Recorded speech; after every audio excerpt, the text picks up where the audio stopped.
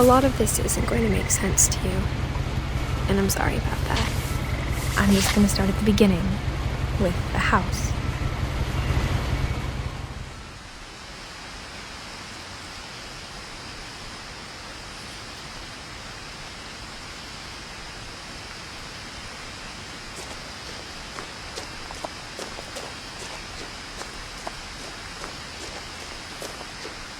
I lived here until I was 11, but I wasn't allowed inside half the rooms.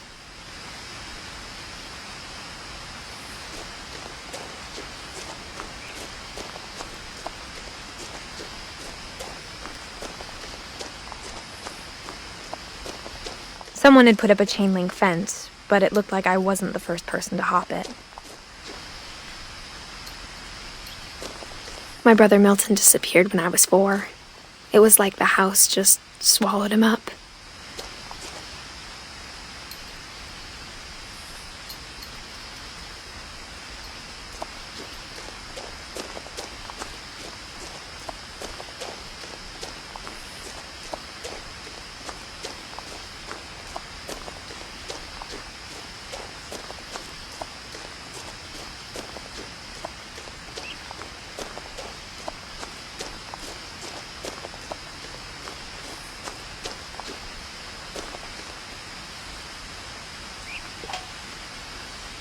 Inside the mailbox were bills from 7 years ago, marked urgent, open immediately.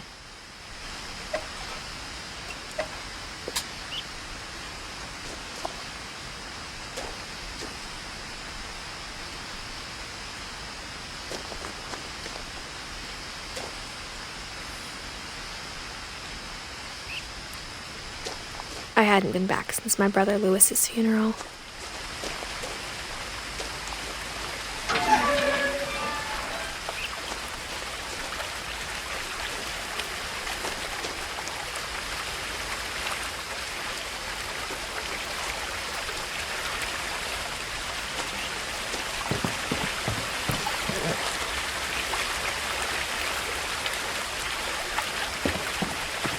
In her will, my mother left me a key, but didn't tell me what it unlocked.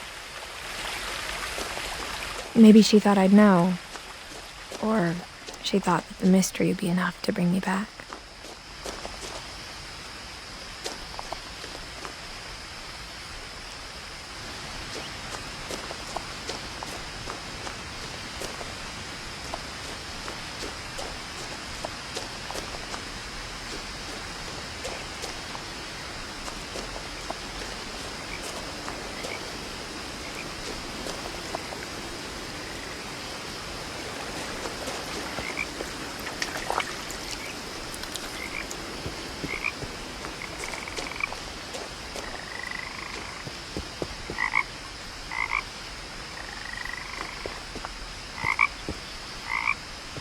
The truth is, even after I inherited the house, I never thought I'd come back to it.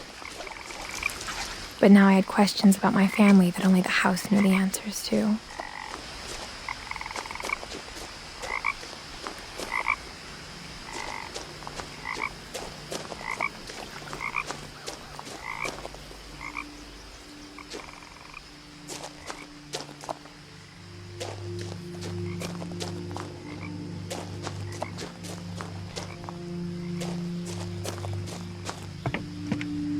The woods around the house have always been uncomfortably silent, as if they're about to say something but never do.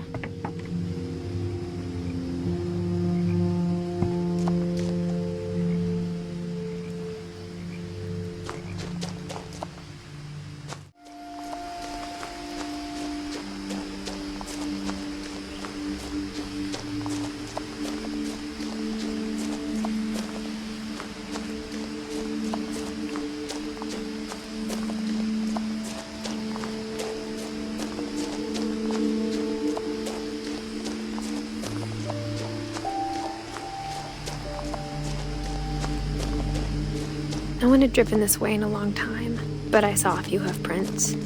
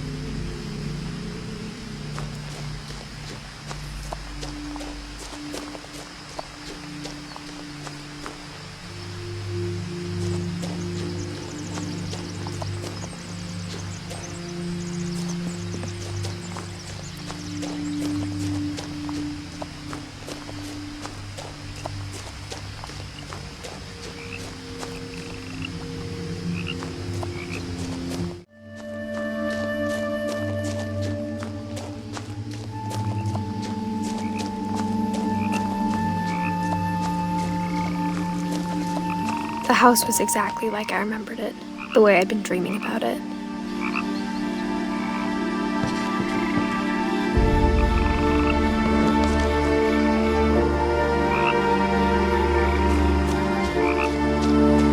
I asked Edie once about the dragon in the pond. She said it had killed her husband. I was 6. It seemed like an odd joke to me even then.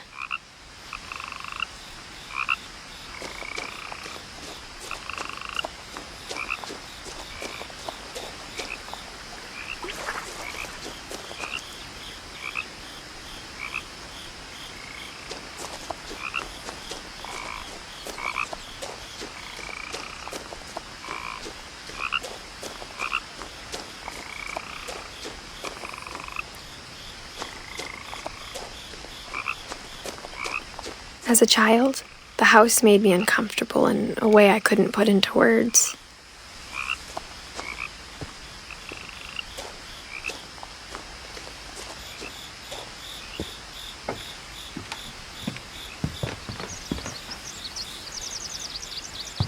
Now, as a 17-year-old, I knew exactly what those words were. I was afraid of the house.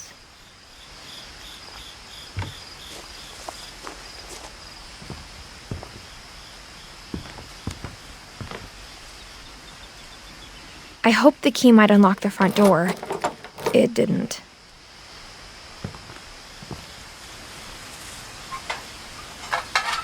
Looking in, I felt like the house itself had been waiting for me.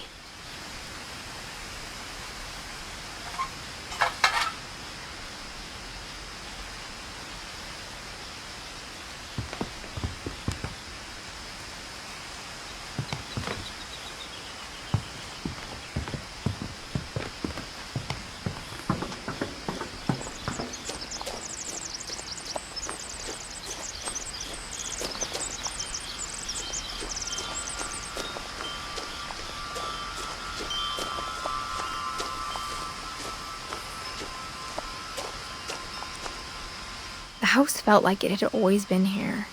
Even the swing set was older than my mother.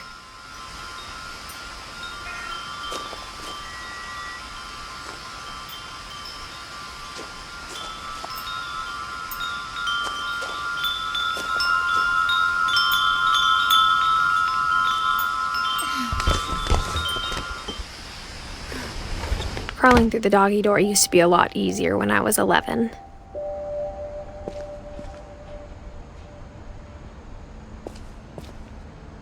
The power had been turned off the night we left.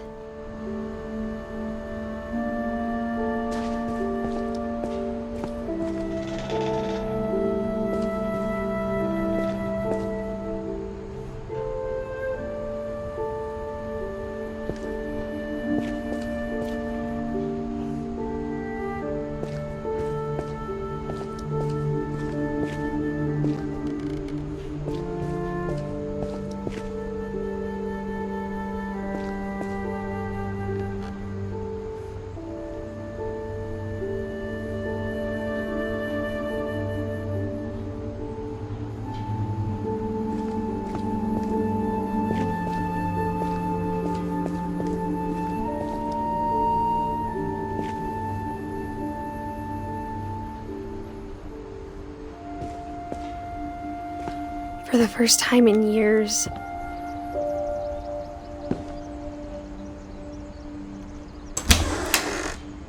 I felt like I was home.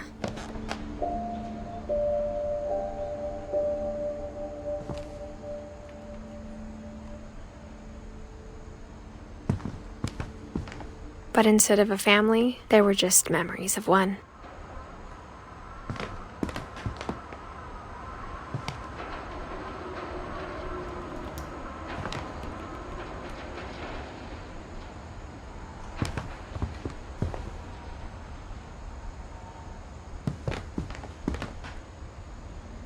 Like how only one restaurant would deliver to our house, so we had Chinese a lot.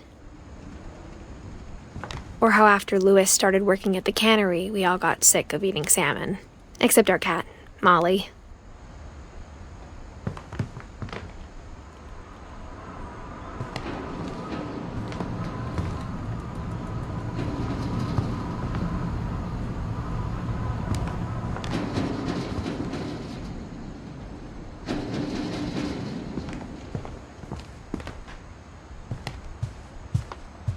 table was still a wreck from the night we left.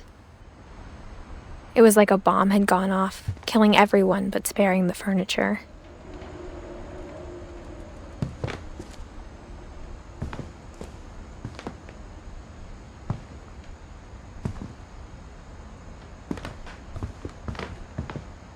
My mom was the only one of us who could imagine Great-Grandma Edie living in a nursing home.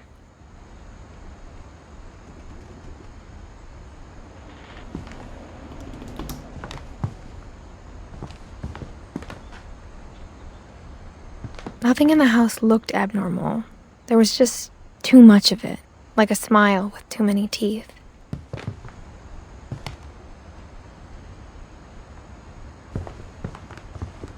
Even the fireplace had a story.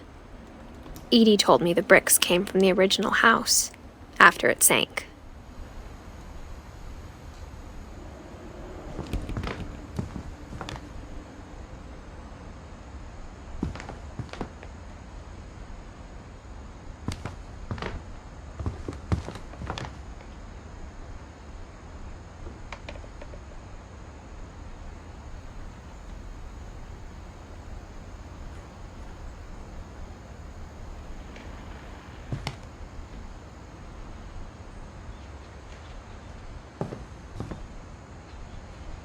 Mom always told me to stay out of the basement, so I wasn't too surprised when the key didn't fit.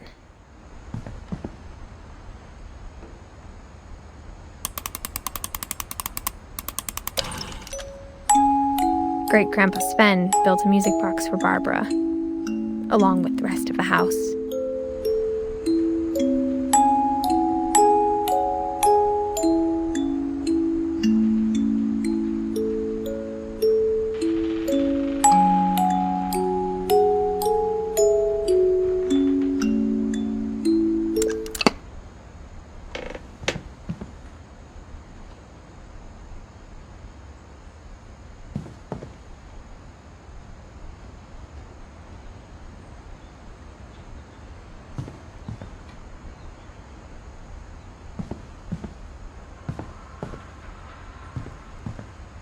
A lot of things got left behind in the whirlwind of that last night.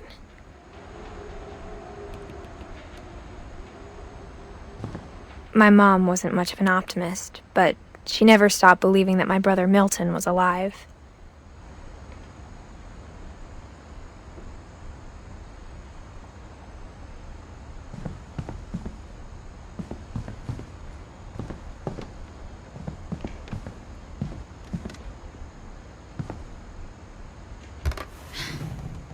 Edie told me once that every Finch who ever lived is buried somewhere in the library.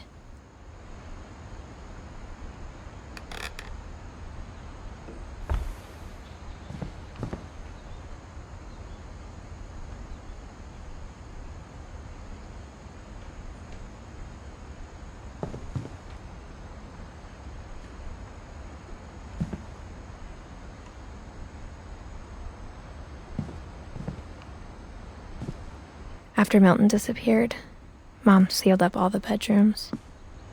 Then Edie retaliated and drilled peepholes.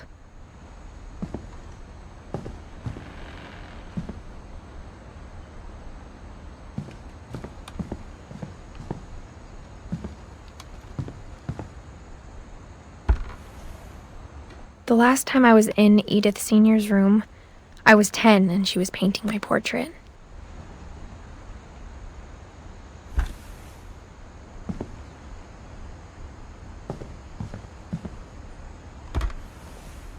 As a kid, I just assumed every house had peepholes and sealed rooms you weren't allowed inside of.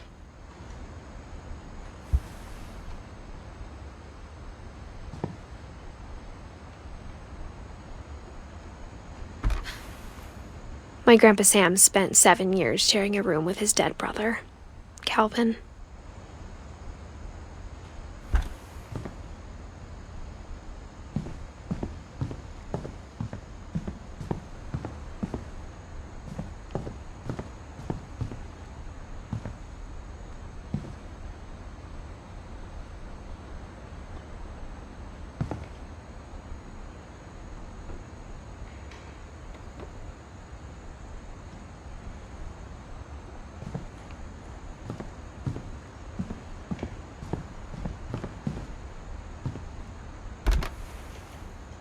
Molly always seemed like a girl I could imagine being friends with, if she hadn't died in 1947.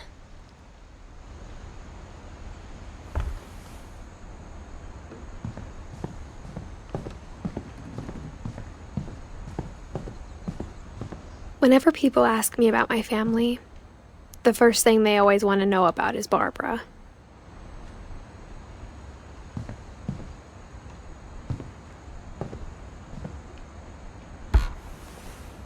Barbara was a child star for 2 years, until America grew out of it.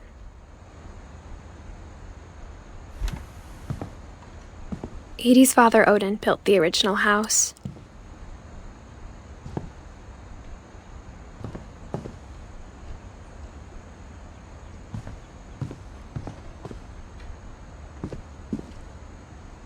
Mom must have locked the third-floor stairs on the night we left.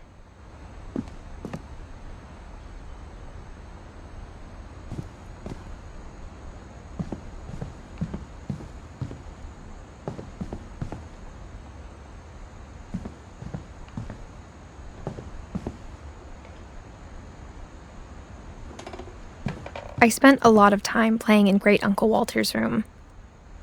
I think my mom sometimes regretted not sealing it up.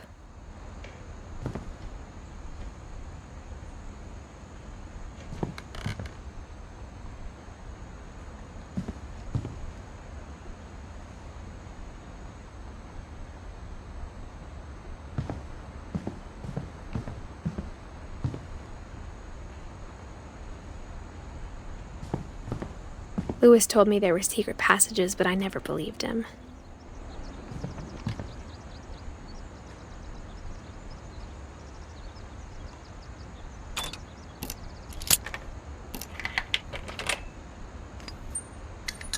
Turns out, my mom was really good at keeping secrets. Now it was time to find out what my mom had been afraid of.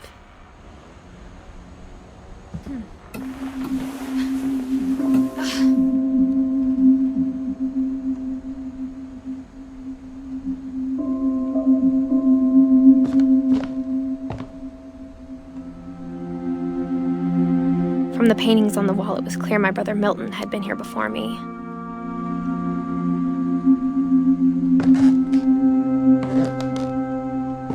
Reading this, maybe it sounds like I had a plan. But I had no idea what was behind that door.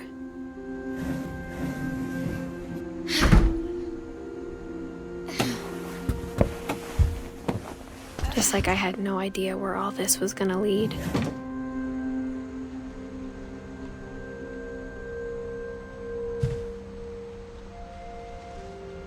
I grew up looking at Molly's room through the peephole. Being inside for the first time, I felt like I'd stepped behind a painting.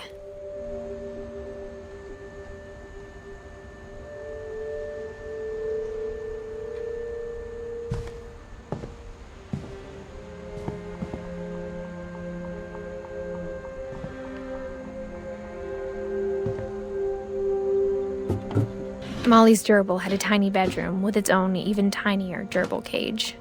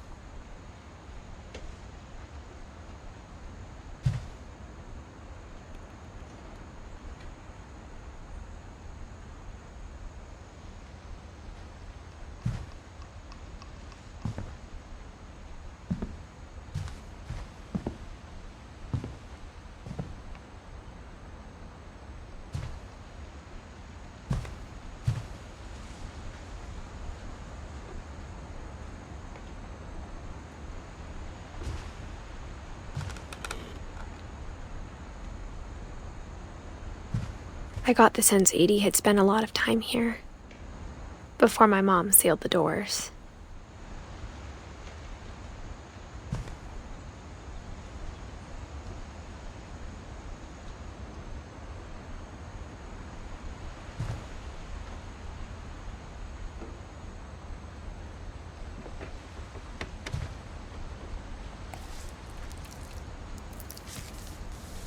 December 13th, 1947. Dear Diary, I'll be gone soon, but I wanted to tell somebody about what's gonna happen.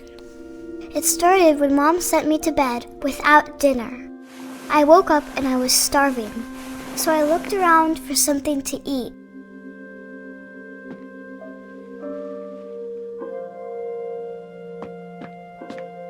The gerbil food was dry, but I didn't mind it.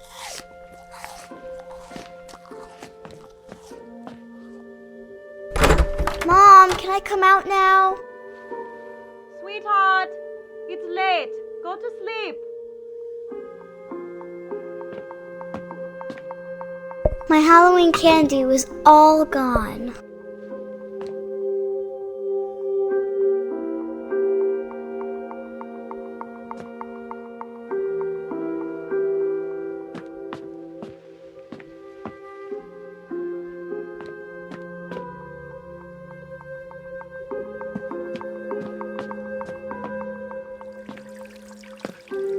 I thought about eating Christopher, but I held back.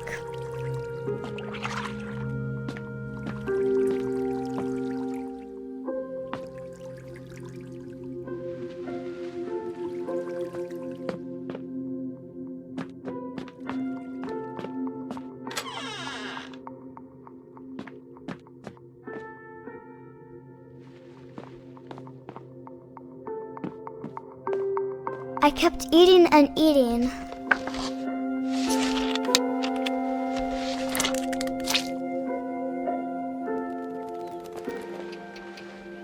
I ate a lot of things that night.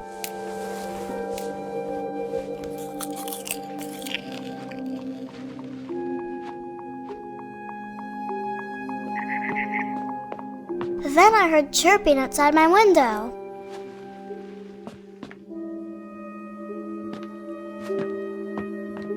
It was a barn swallow going back to her nest. I reached out for her.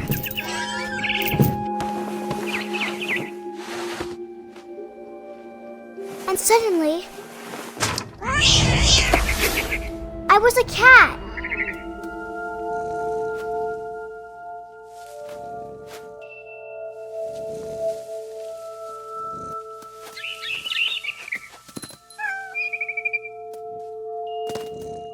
I tried to be quiet, but the bird was really scared.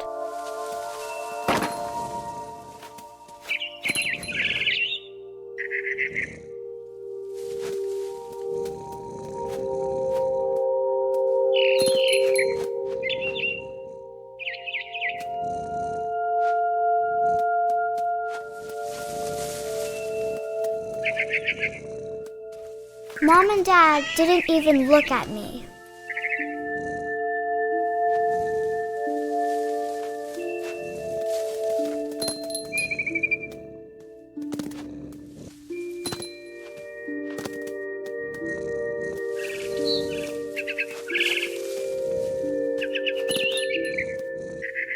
The babies were all gone.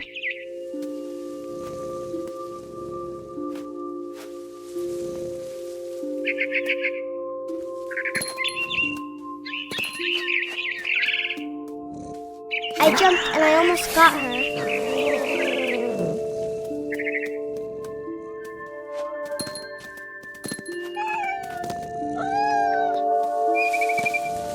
I could tell she was getting really tired.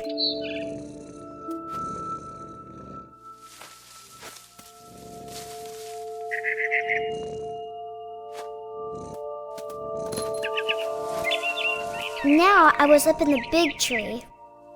I promised Dad I wouldn't climb it anymore. All I cared about was eating that mama bird.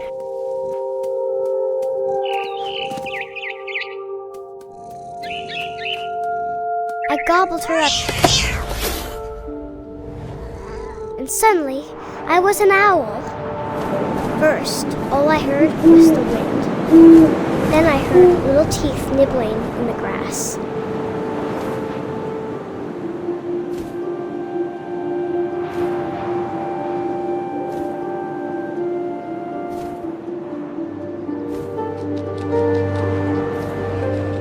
Rabbits.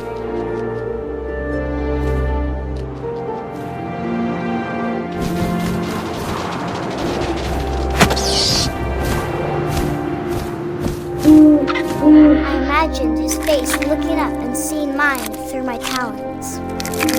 I swallowed him up, and I didn't chew one bit. Then I flew off to find something bigger.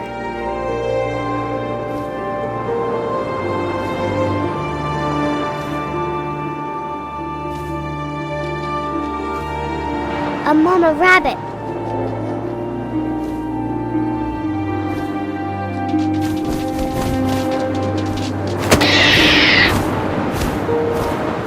She was almost too big to carry.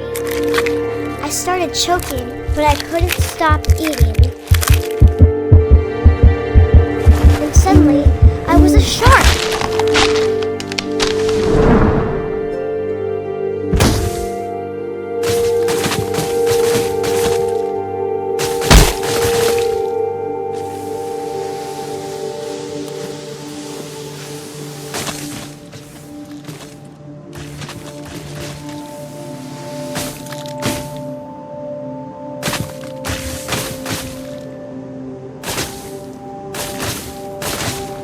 I rolled off a cliff and into the ocean. Now, I was hungrier than ever.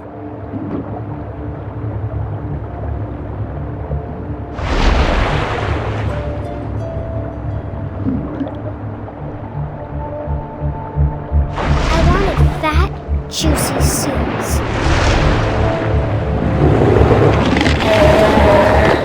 I tore off her flipper, and it tasted really good.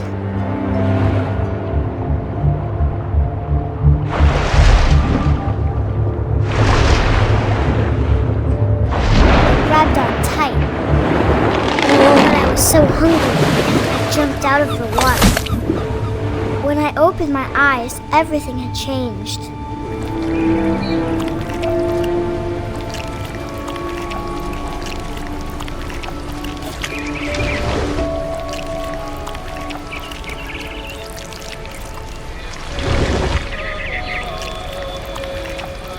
Now I was a monster, and I smelled people everywhere.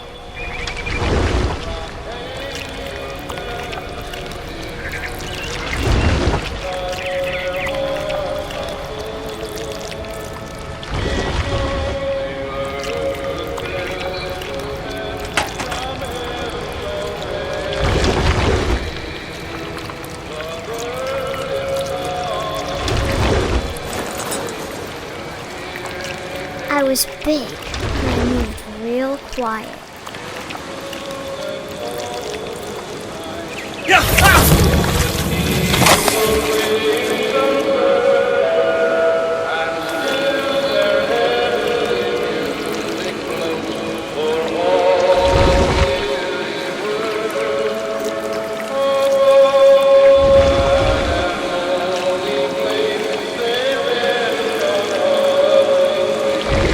I wanted to stop, but also I didn't.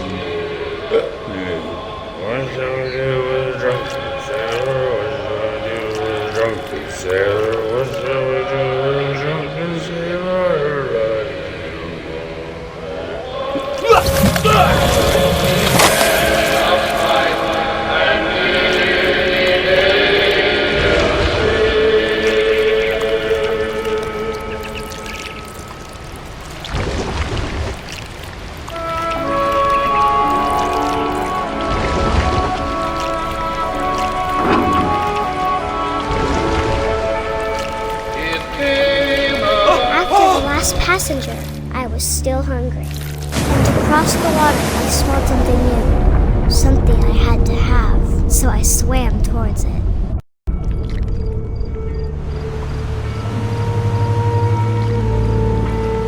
I slithered onto the sand, and the good smell went into an old pipe.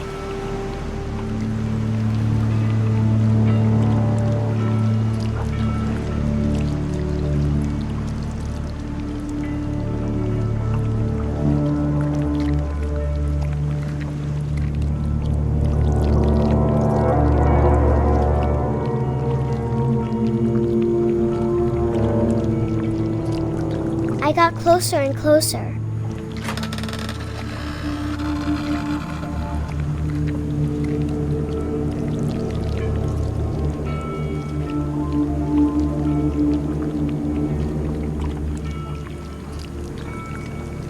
All of my stomach started growling. And suddenly, I was me again. I held my breath for a long time, but I couldn't hear anything. I think it's waiting for me to fall asleep. But it's not going to wait much longer. It needs to feed, and we both know I will be delicious.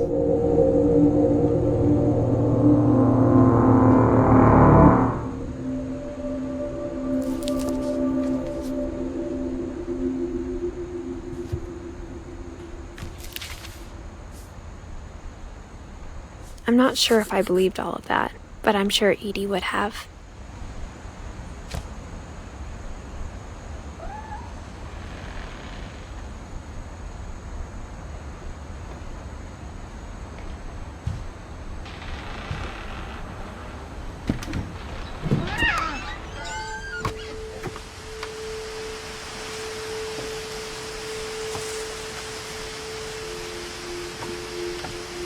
This will be obvious later, but my mom never told me any of these stories. Edie would have, but Mom didn't like bringing up the past. Though, when we adopted a stray kitten, she was the one who named it Molly.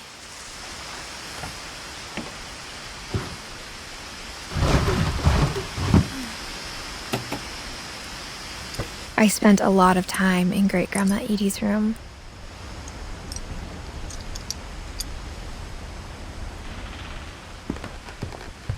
We got along, and it was a good place to hide from my mom. Edie knit me a new pair of gloves every year, just in time to replace the old ones. Louis died a week before we left, but Edie had already started to memorialize him.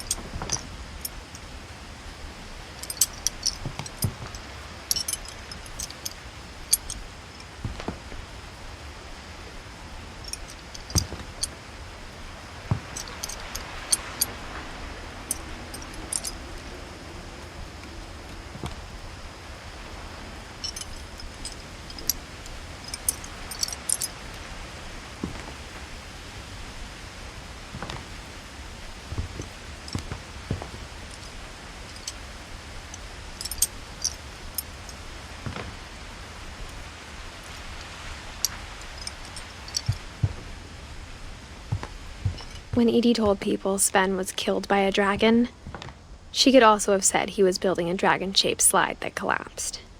She could have, but she didn't.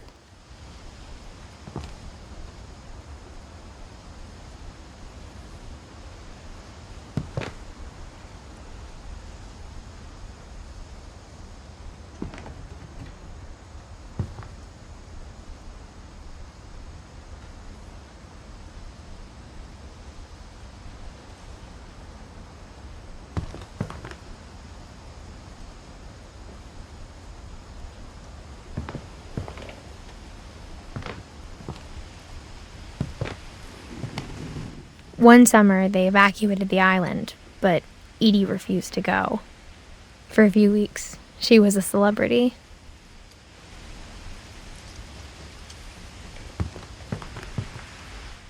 I hadn't thought of myself as Edith Jr. for a long, long time.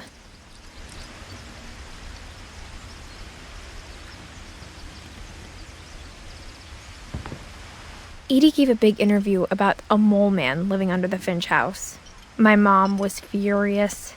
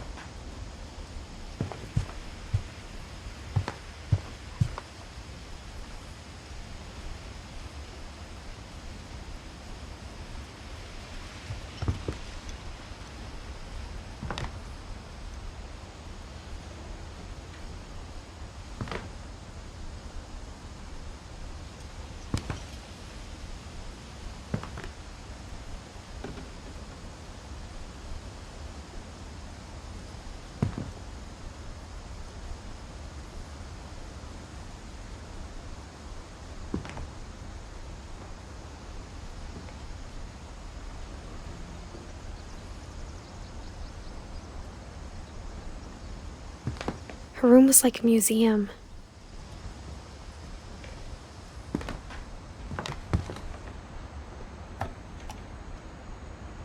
For 500 years, the Finches have been famous throughout Norway for their fortune and misfortune.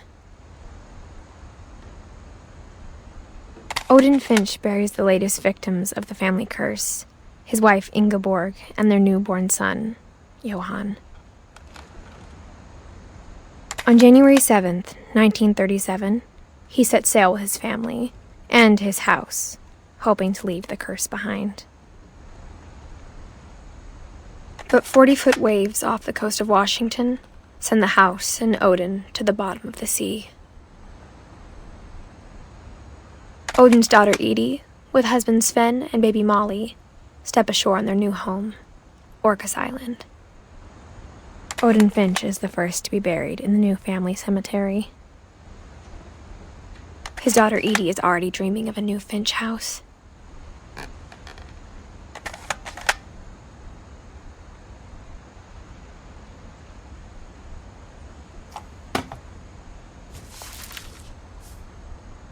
Whatever's wrong with this family, it goes back a long ways.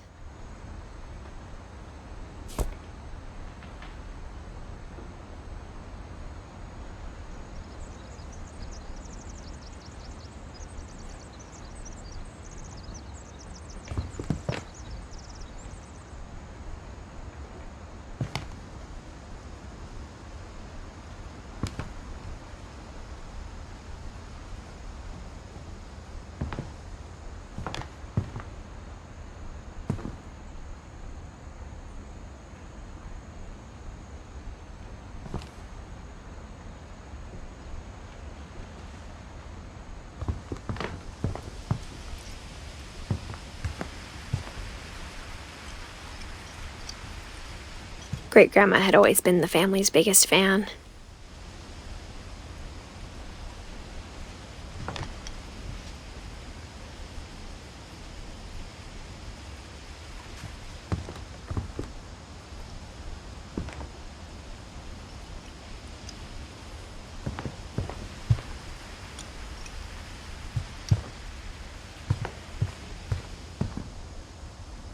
Even in her 90s. Sometimes Edie seemed a lot younger than my mother.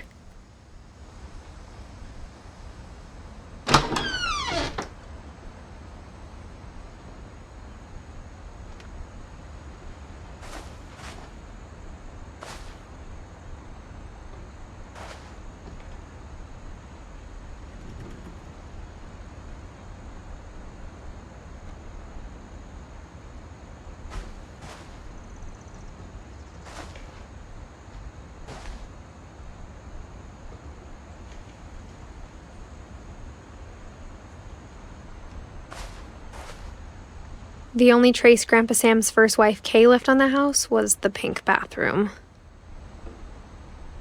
It was a pretty big trace.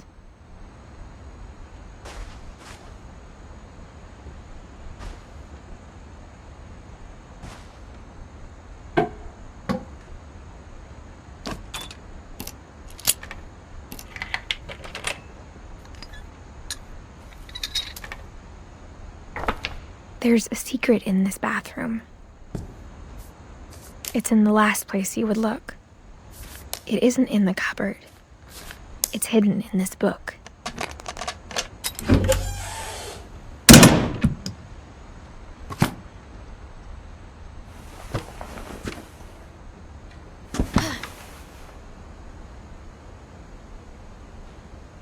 Sven gave Sam an old camera he'd refurbished. He never put it down.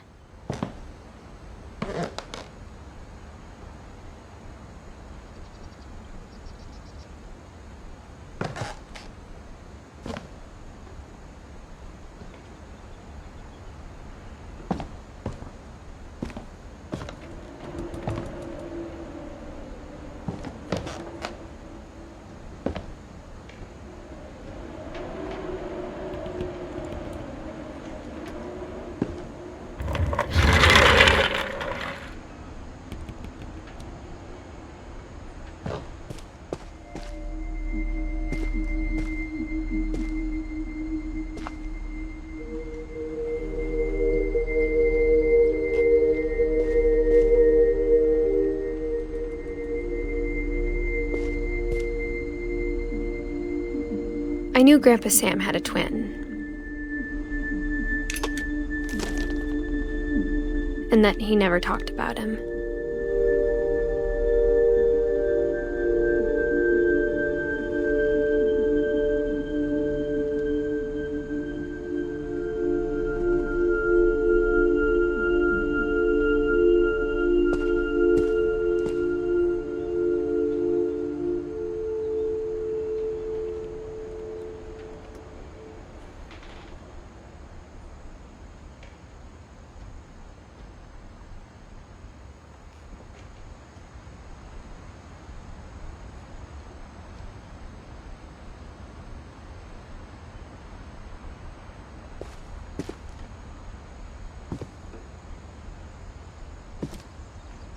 I guess my grandpa didn't like history any more than my mom did.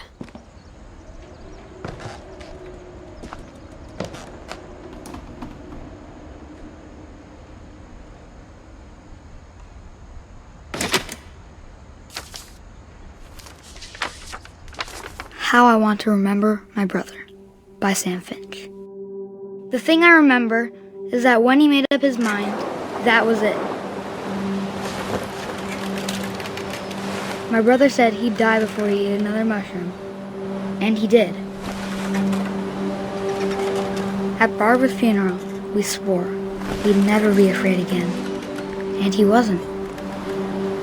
I think Calvin always wanted to fly.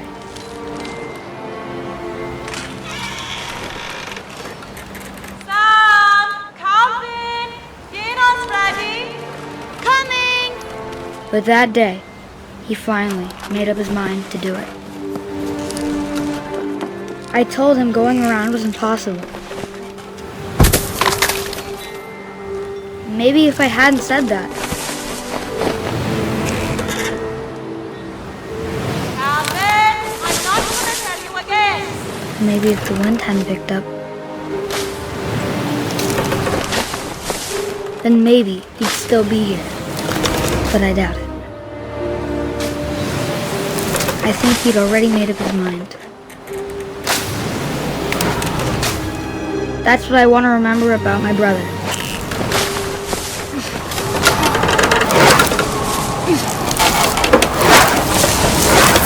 The day he made up his mind to fly. And he did.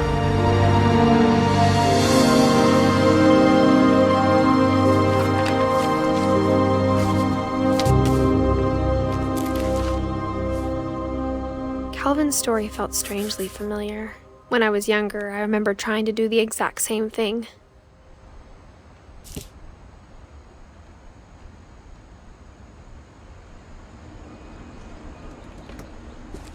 After the funeral, Edie roped off Calvin's half of the room.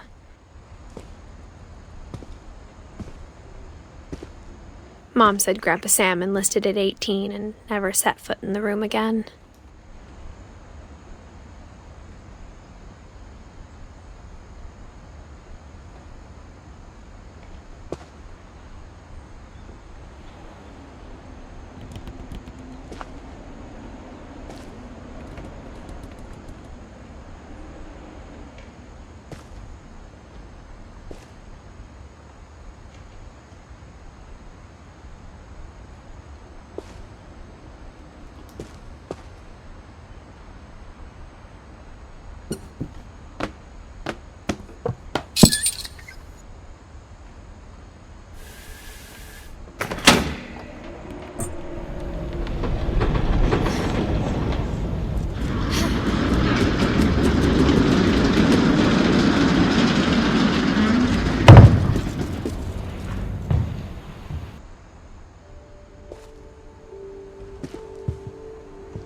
The passages were a pretty tight fit. They'd obviously been built for smaller hands and bellies.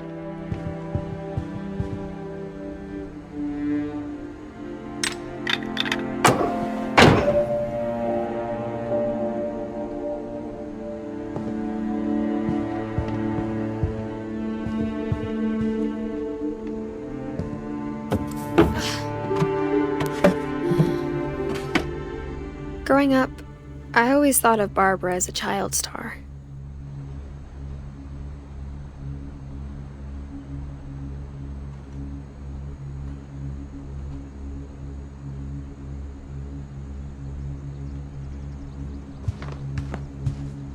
I never thought about how hard it must have been for her afterwards.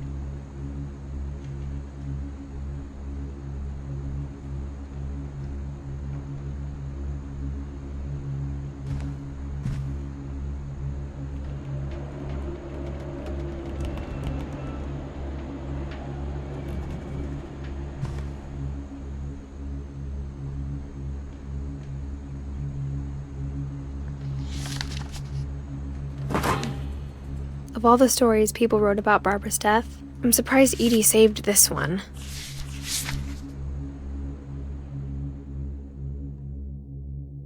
Old Jack here with another ghastly tale inspired by America's most unfortunate family. I'm calling it The Surprise Ending of Barbara Finch. As a child star, Barbara was famous for her scream. Now at 16, she was all washed up. A has-been. But in a lucky break, she'd been asked to perform her signature scream at a local convention for monster movie fans. It was just the boost her career needed. Unfortunately, her scream hadn't aged well. Getting better. I think you just need the right motivation. Her biggest fan and current boyfriend, Rick, was about to demonstrate when... Now that was a great scream. It was Barbara's father, Sven. He'd slipped into a table saw and had to be rushed to the emergency room. So Barbara got stuck babysitting her youngest brother, Walter. Her convention comeback was cancelled. Okay, I'm hearing frustration, but I'm not hearing terror. What if I tried... A gang of hoodlums in Halloween masks have been terrorizing Orcas Island tonight. Police are urging residents to... You're right! Also, I loved your delivery on that. Why is your basement door locked? Because my dad likes making puzzles and secret passages. There's a key hidden in the music box. The secret is to keep winding and winding until finally the key pops out. Thanks, babe. I'll be back in a sec.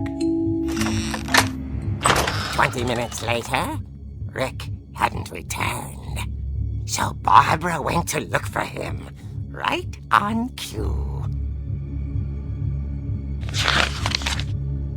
She reached for the music box.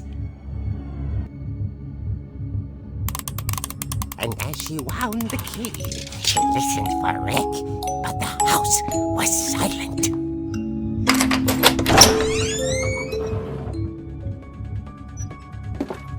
Rick? Are you okay?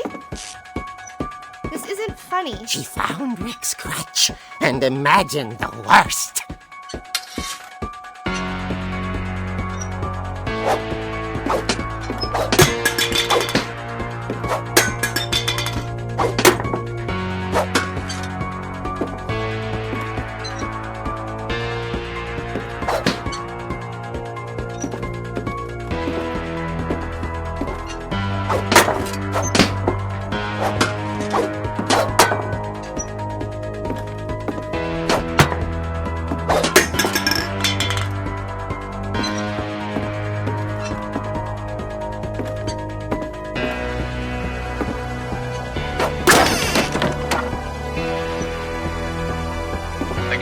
Is the infamous Hookman killer, Dr. Carl Hamill, who impaled and then ate his family 10 years ago tonight.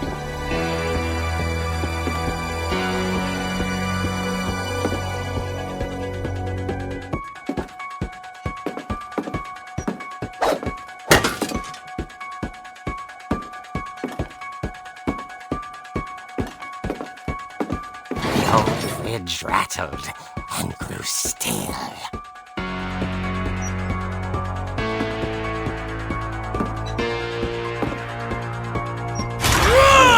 Dear.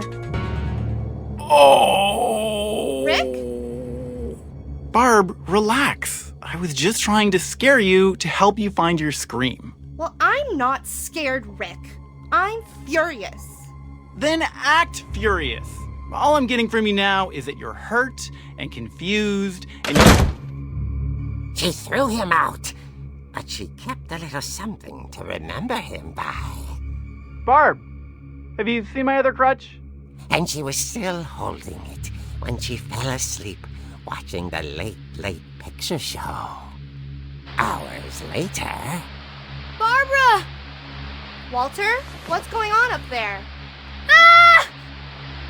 Okay, I'm coming up, but if this is a trick, you're dead, Walter.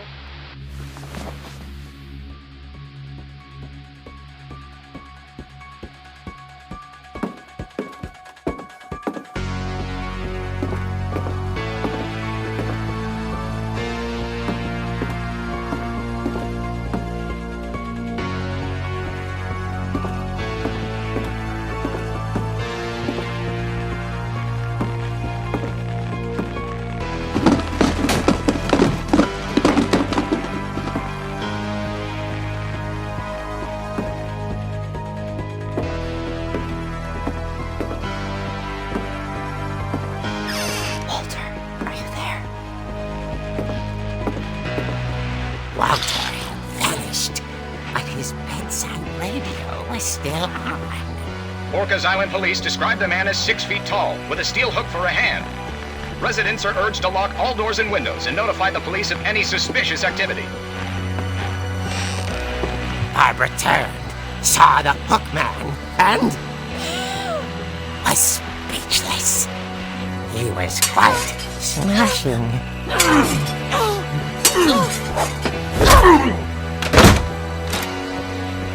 And there he was.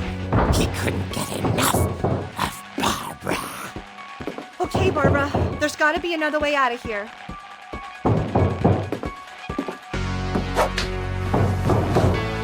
That night, she played her part beautifully.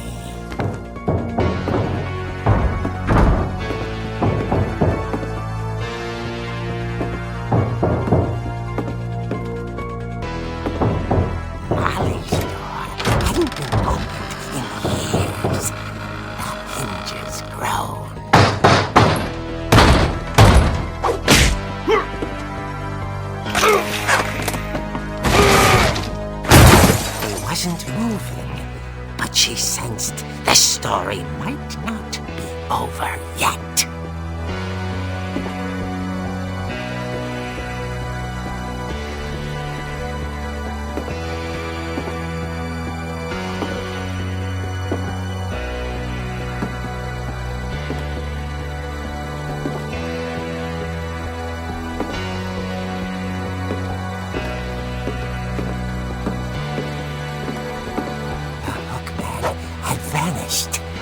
She listened for his breathing, but all she heard was...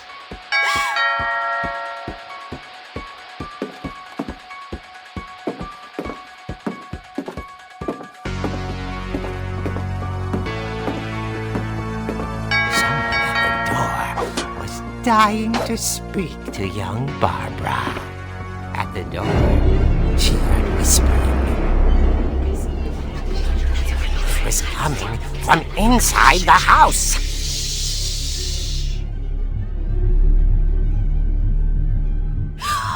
Oh dear.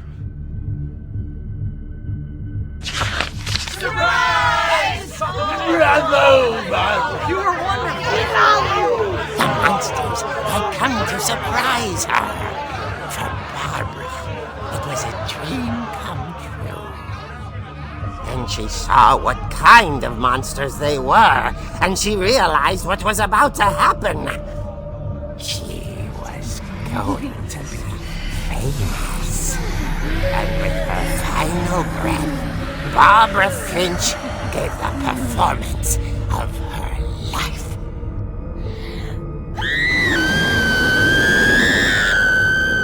I wasn't there myself, but I hear Barbara was magnificent. Poor girl. She had a taste for stardom. But unfortunately, so did her fans. Of course, the police blamed it all on poor Rick, who disappeared the same night. And little Walter, hiding under his bed the whole time. He took it all pretty hard, but that's another story. As for Barbara, tucked inside the music box was all they ever found of her. Her ear. Now that's what I call a real eerie tale.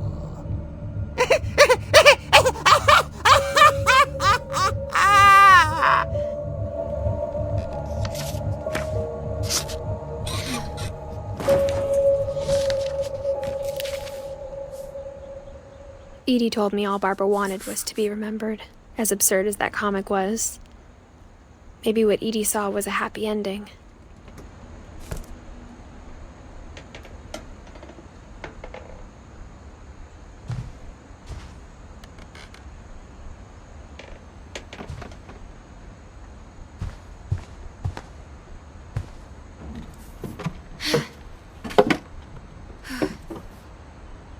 I guess now I know why Mom didn't like me playing with the music box.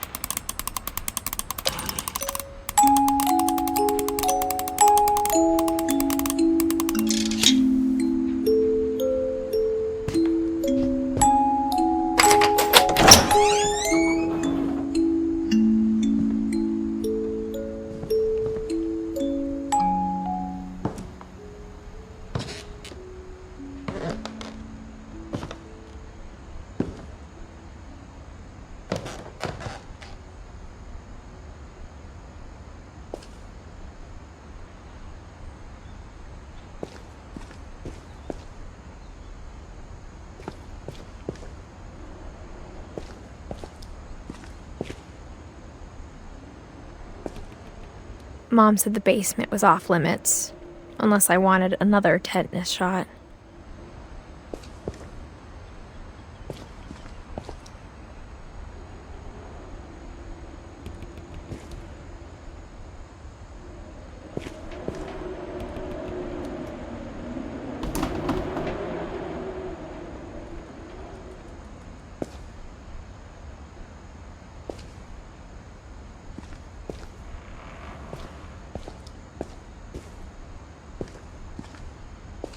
I saw Edie sneak down to the basement once, carrying packages.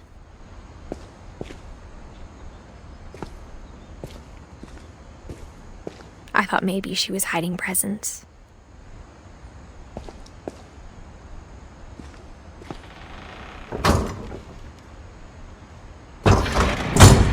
It turned out she was hiding a lot more than that.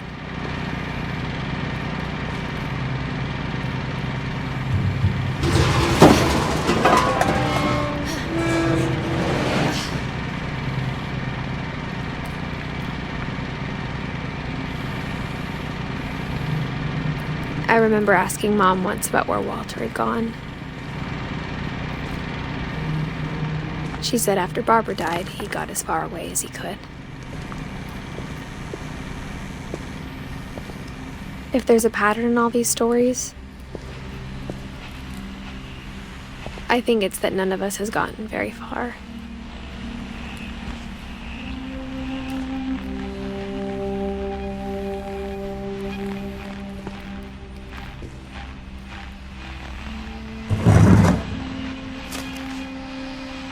Goodbye, everyone.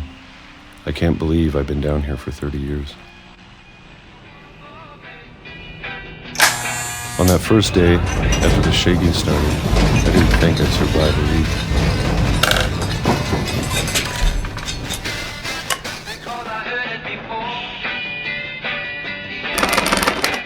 But after a few days, I settled into a routine. That's what kept me sane. Having a schedule, living for today. I always expected to be dead tomorrow. But if you wait long enough, you get used to anything.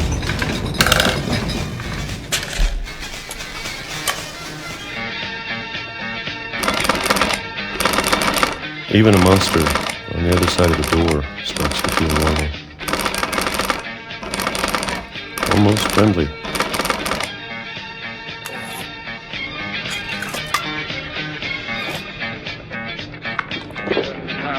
And then one day, everything just stopped. Whatever that thing was, it was gone. Maybe it got tired of waiting. Or maybe I just got tired of being afraid.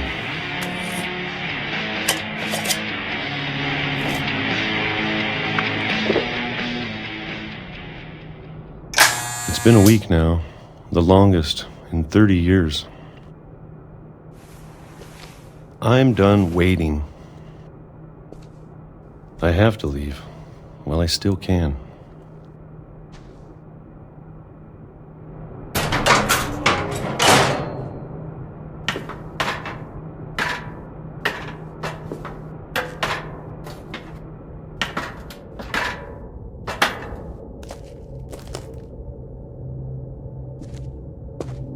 I know it's out there, somewhere. Whatever killed Barbara and Molly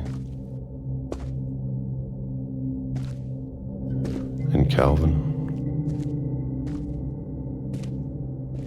Maybe this is all a mistake.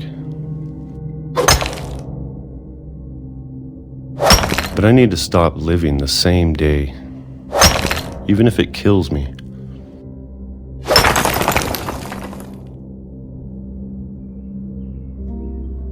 Whatever's out there, I want you to know I'm ready for it. I'm going to appreciate all of it, especially the food. I don't mind if I only have a year left,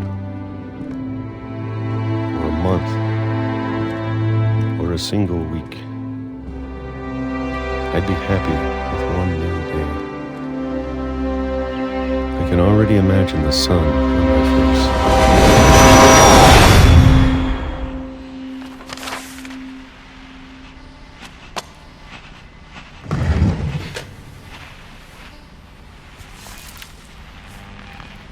Walter died when I was 6.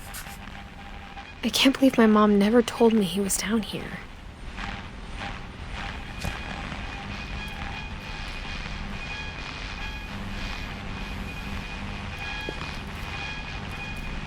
I'm sure my mom was trying to protect me.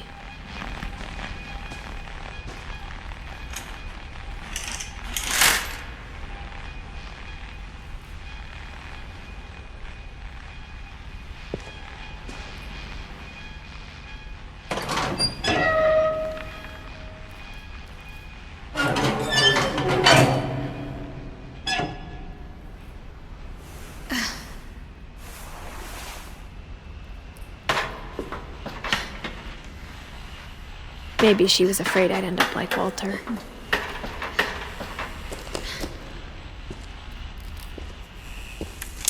But if she never told me about an uncle under the house, I can only imagine what else she was hiding. I don't want to make the same mistakes she made.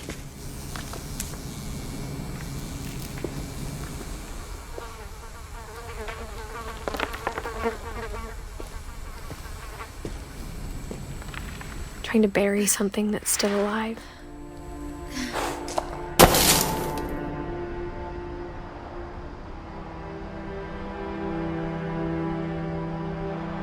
Now that there's only one of us left, or maybe two,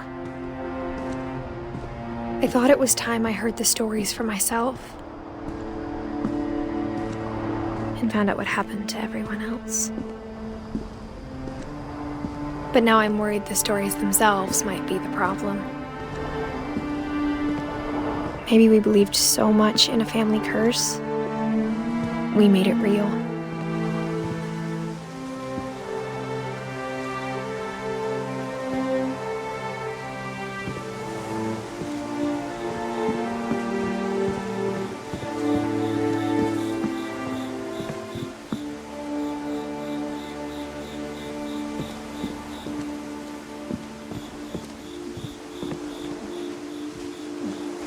I don't know if I should even be writing this.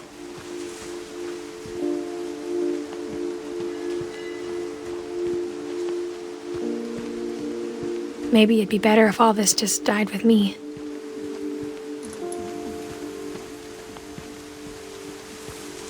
But I thought you should know about your family.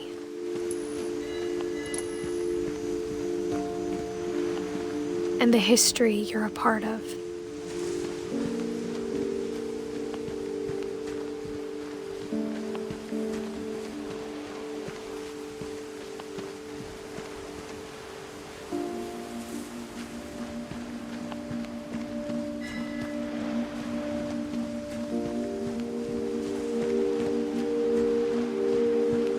Though to be honest, I feel as lost as you probably do right now.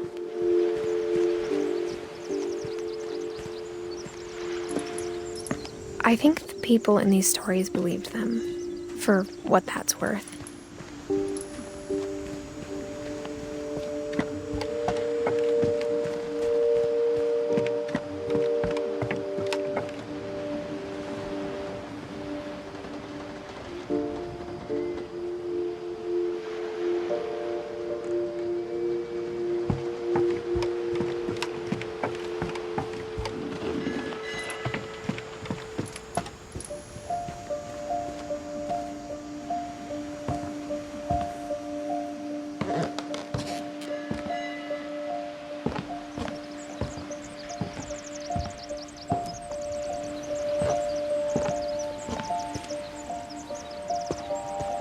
And when you look at the house, that history of imagination and stubbornness and madness, any of it seems possible.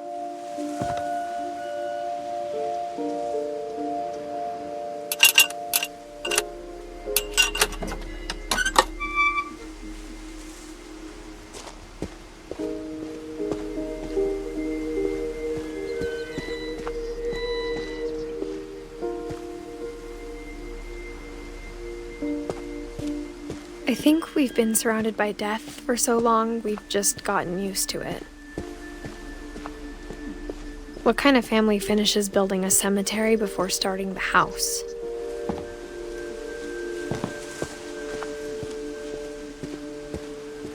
It's embarrassing for me to admit this, but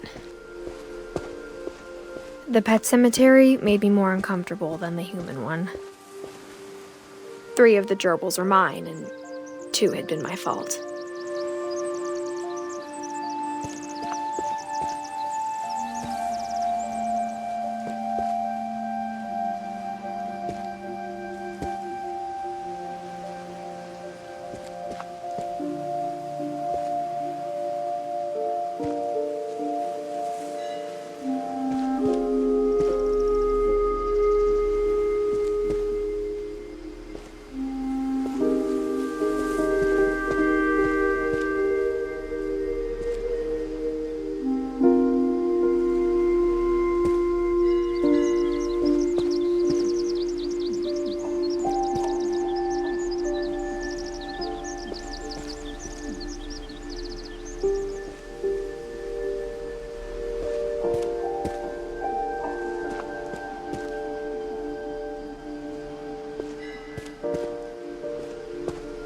Sven built the house, but it was Edie who designed the cemetery.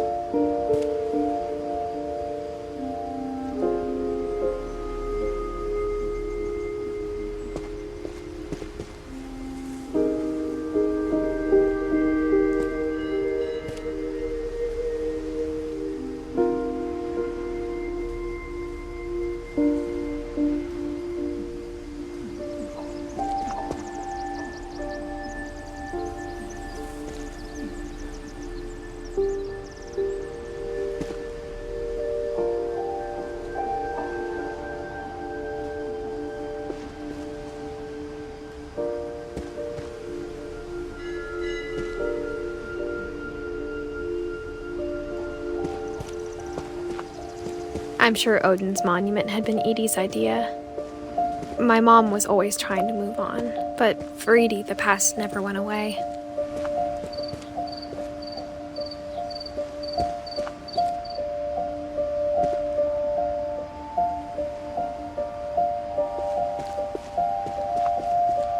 She could see it poking out of the water at low tide.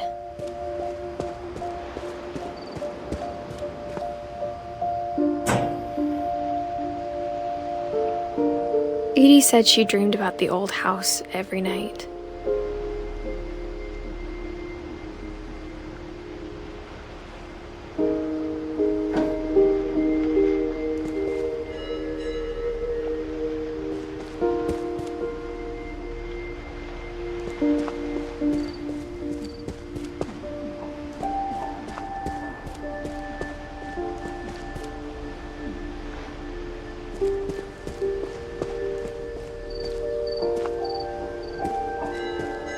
Edie's side was always easier for me to understand. But the older I get, the more I can see where my mom was coming from. Her dad had been pretty strict, but it wasn't enough to save her brothers. She was just trying to do better.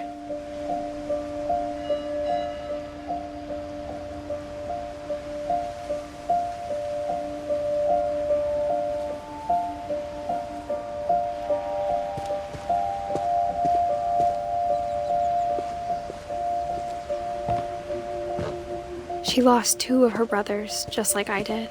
I get why she tried so hard to protect us. We never found Milton's body, so my mom insisted we were putting up a monument, not a tombstone.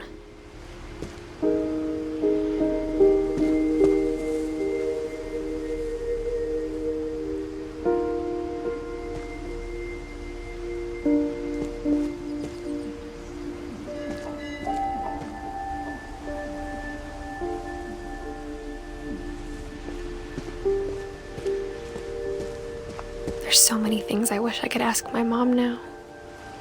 Part of me thinks this is what she wanted all along. For me to come back someday and find everything out for myself.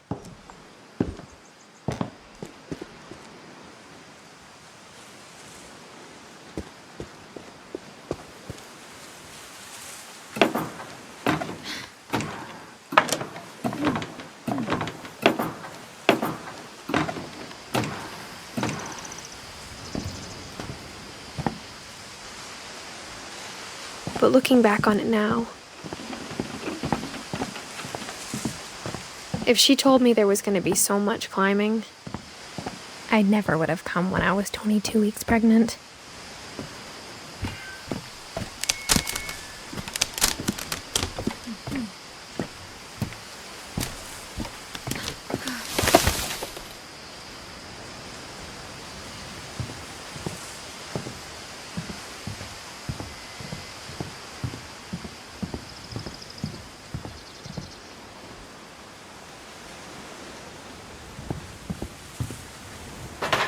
I never met Grandpa Sam, but I think he and my mom had a lot in common.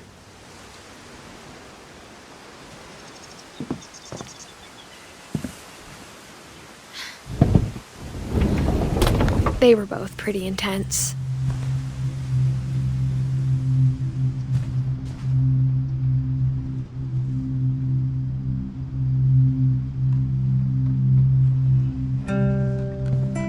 Sam spent his life shooting photos, but Mom said he got nervous being in front of the camera. I guess we're all afraid of something.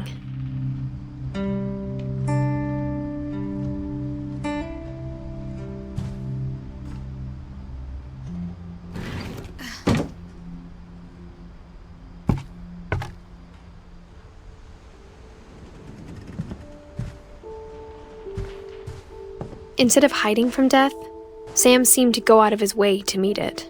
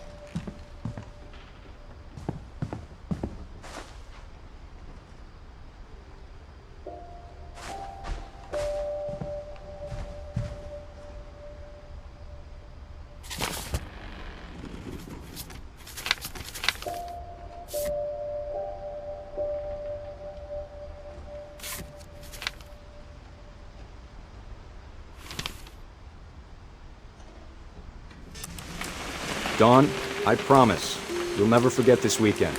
Yes, sir. These memories are gonna last a lifetime. Am I gonna have to shoot anything? It's a hunting trip, Dawn. Shooting is strongly encouraged.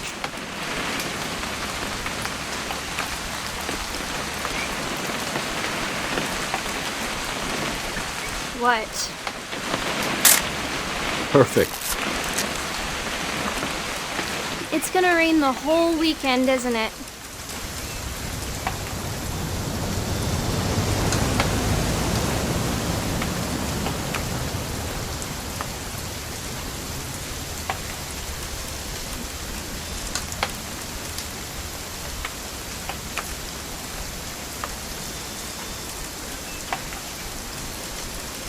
I will never forget this weekend, Dad.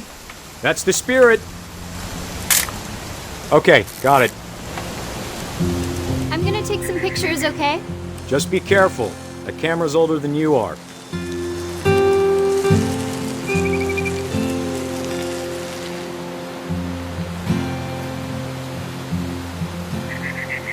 Definitely should not have drunk all that coffee.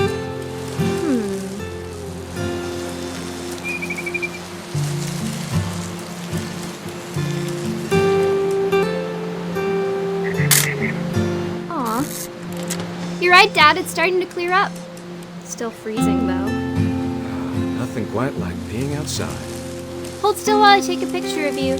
I definitely won't be moving. Are you done yet? Does it sound like I'm done?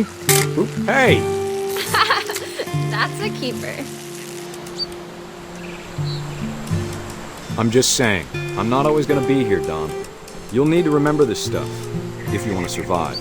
I'll be fine, Dad. You know who else thought he was gonna be fine? Some guy who died. Don, I'm being serious. I know, Dad. You're always serious.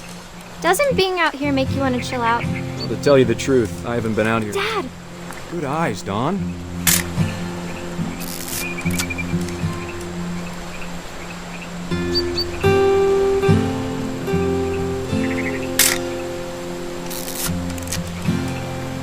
Before you take the shot, let me get a picture of you. Dad, I... Just breathe. Turn off your imagination. Focus on your target.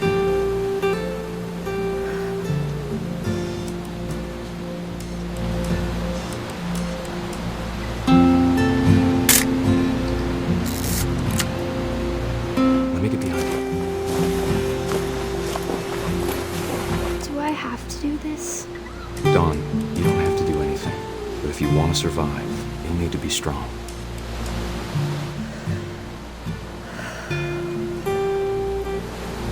Now keep yourself squared up, elbows down, like we practiced, whenever you're ready.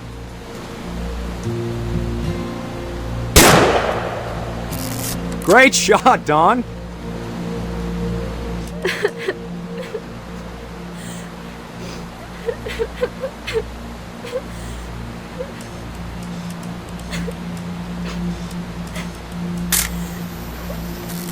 I'm proud of you, Dawn. Always remember that, okay?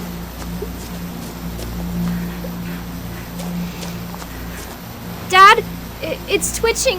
I think That's it's totally normal, Dawn. Just focus on the camera. Try not to think about— Dad!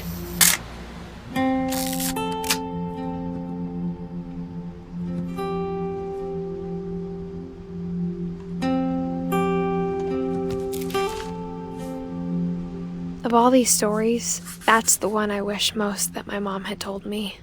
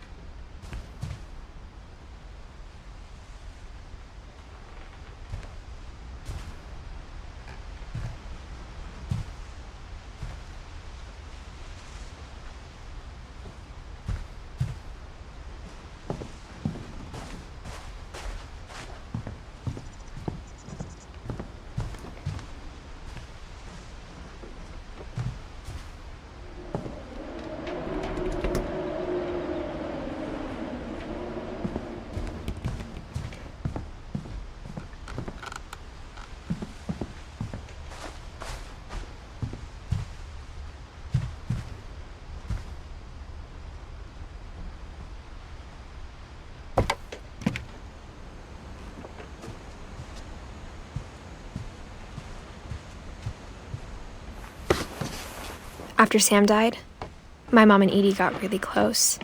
They'd both lost a lot.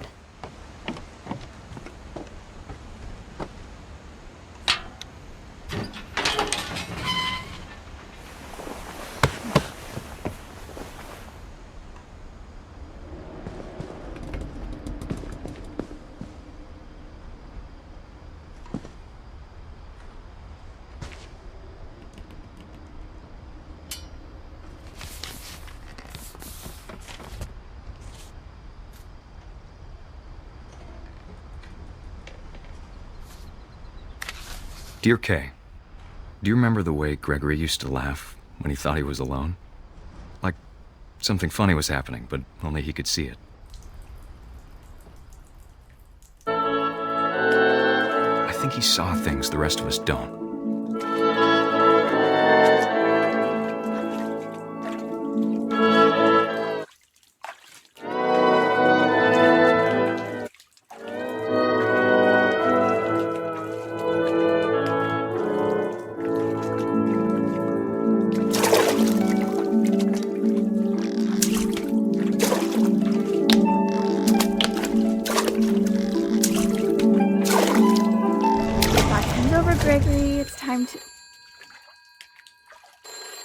Hold on, sweetie. Hello? Sam, I told you I don't want to talk right now. I wonder what he saw. What his world was like.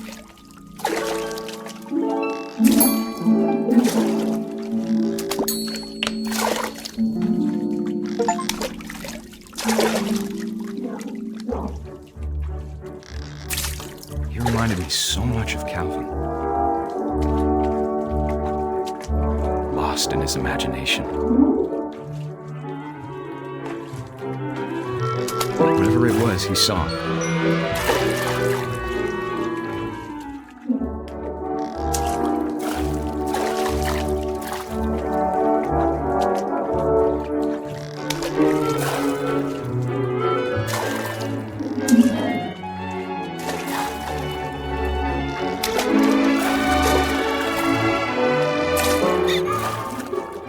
It sure made him happy.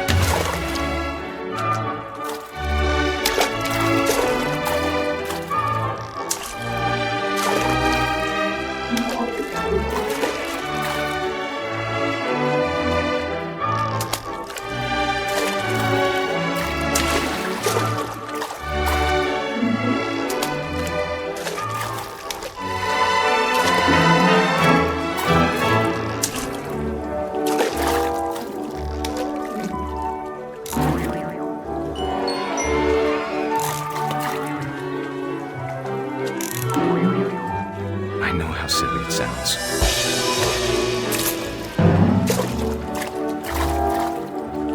That I worried about a baby being too happy. But I could feel him slipping away. Sorry about that, Gregory. I know you did everything you could. Maybe if I hadn't called that night. Damn it. Hold on, I don't want Gregory to hear this.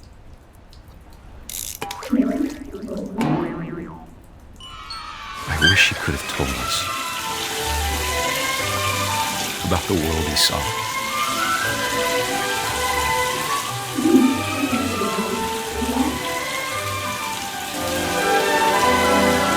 There's so much I don't understand about Gregory, about everything.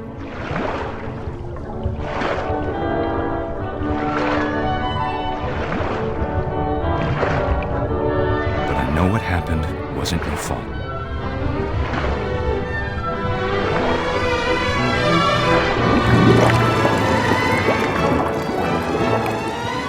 I'm sure he's happy. And he'd want you to be happy too. Good luck, Kay. Love, Sam.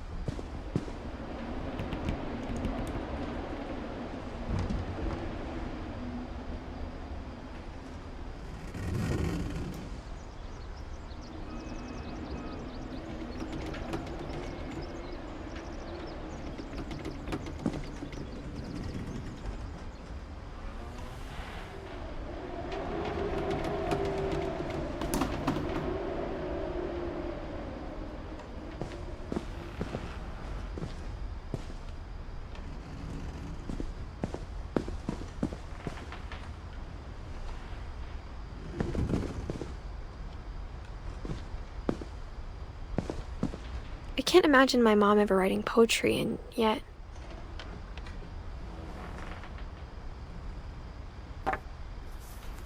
A poem for Gus, who always said the wedding was a bad idea. Our father never hit us kids, at least not very hard, before the day my brother said with teenage disregard that he'd be dead before he'd see a wedding in our yard.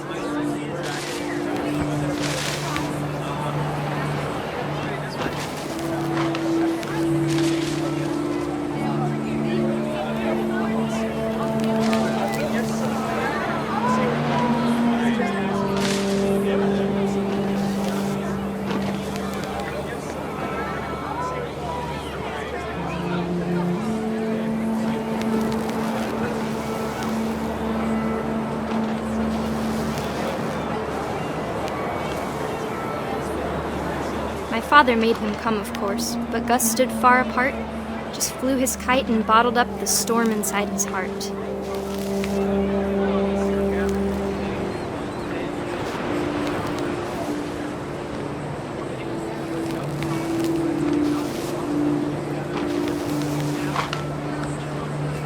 I tried to talk him out of it, but though he'd never met her, "We don't need a stepmom," were the words that I now pronounce you husband and wife. You may kiss the bride.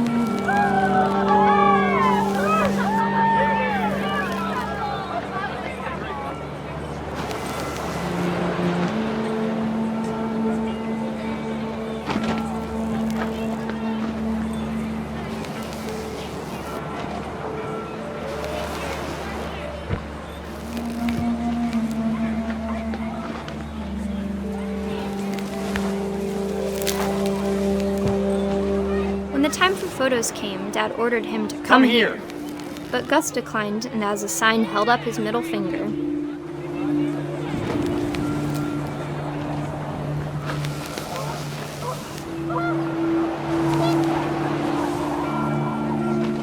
The wind picked up, and panicked geese appeared and quickly went. But all the humans did that day was go inside the tent.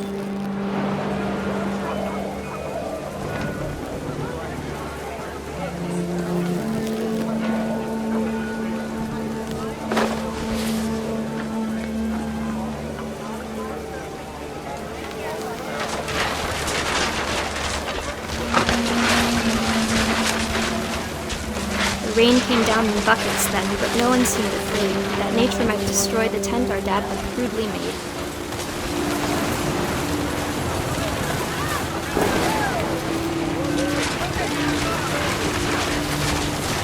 The thunder sounded much too close and full of angry power, but all my father said to this was, "Make the music louder."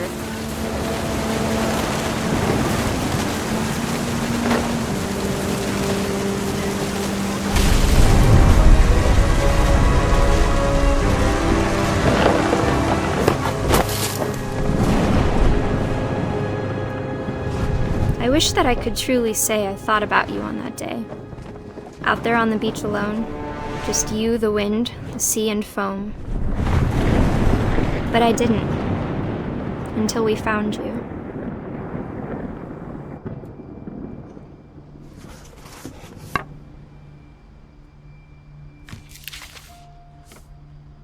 She never talked about him, but Mom told me once if I was a boy, they were going to name me Gus.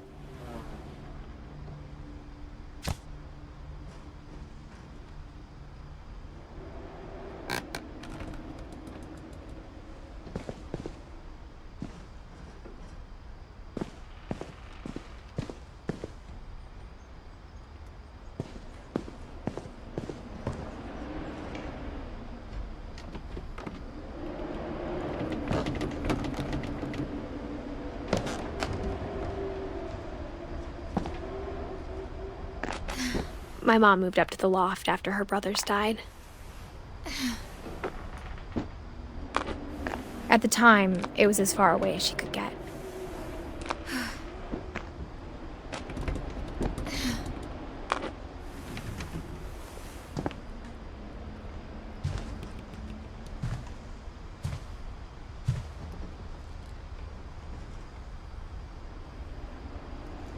Religion was another thing my mom never talked about, but I think it helped her a lot after her dad died.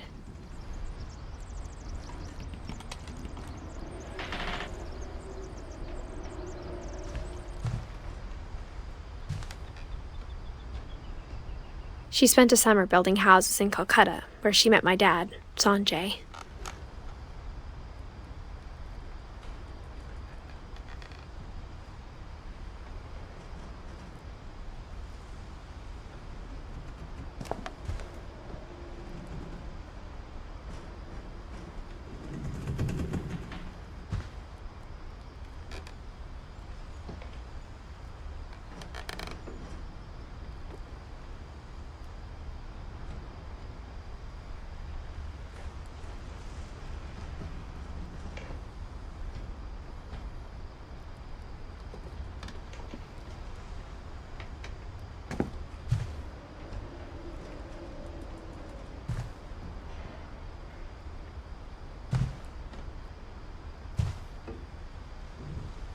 My mom moved to India a week after graduation and got a job teaching English. Louis was born a year later.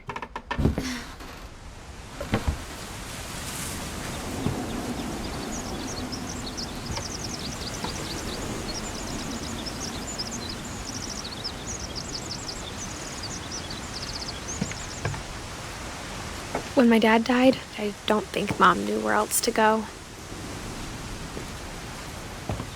I'm sure Edie was happy to have her back. And to see kids in the house again.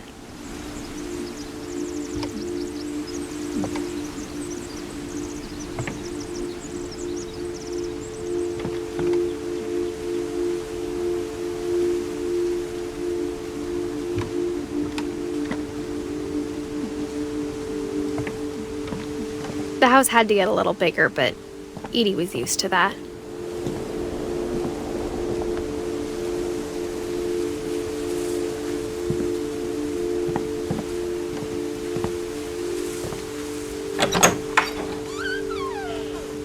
And for a while, things were good, almost normal.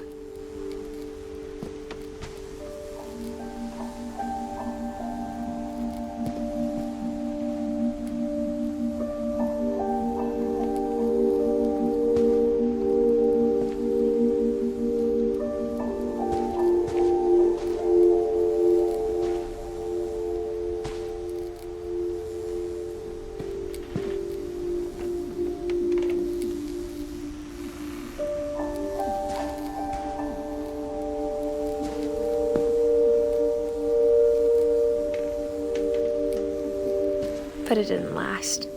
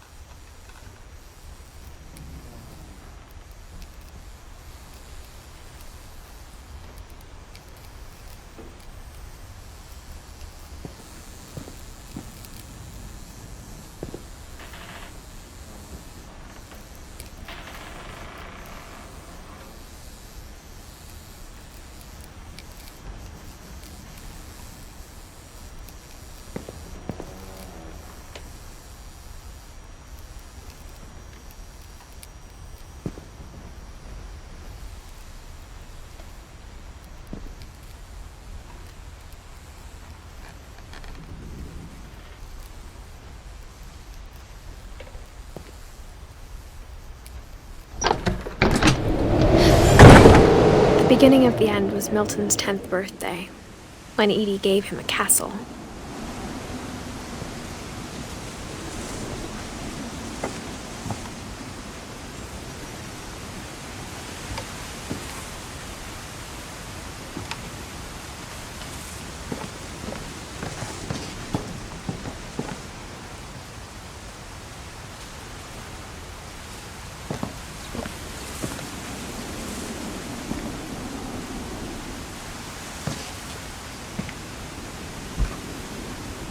After Milton disappeared, the only thing he left behind was a room full of paintings.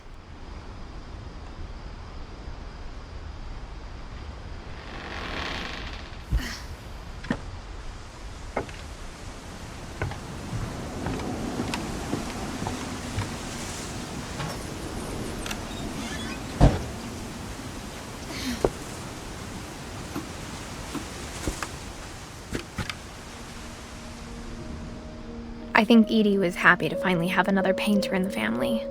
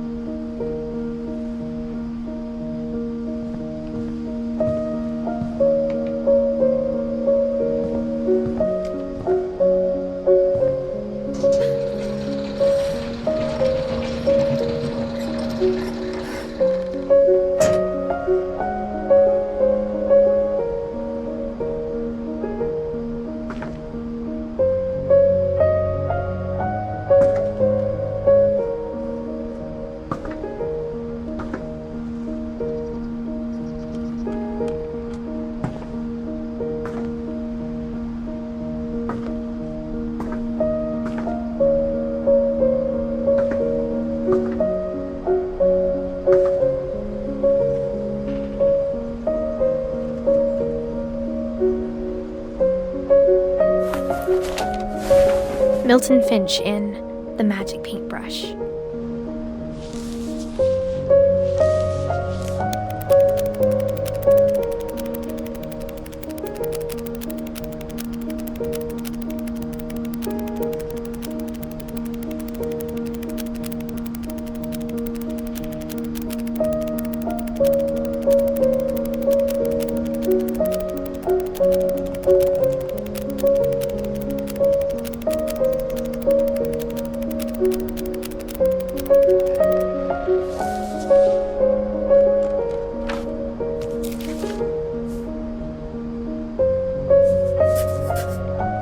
I was 4 when Milton disappeared.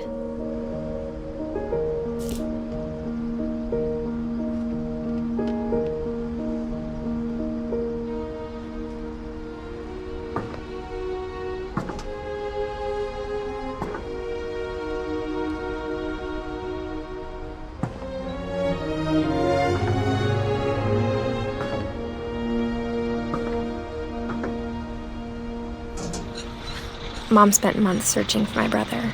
Then she sealed the doors.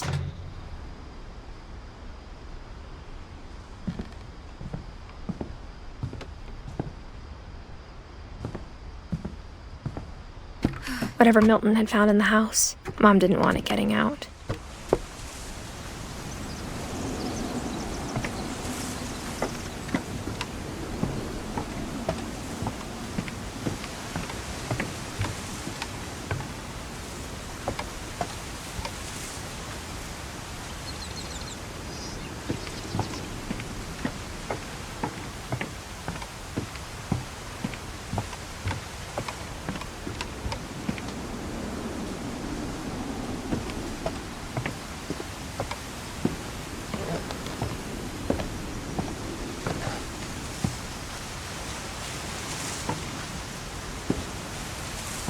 Mom definitely blamed Edie, but I think Louis blamed himself.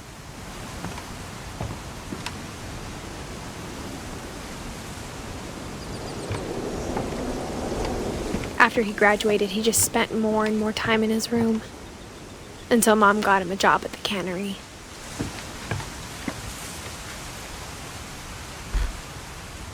Everyone always told me to stay out of Louis's room, except Louis.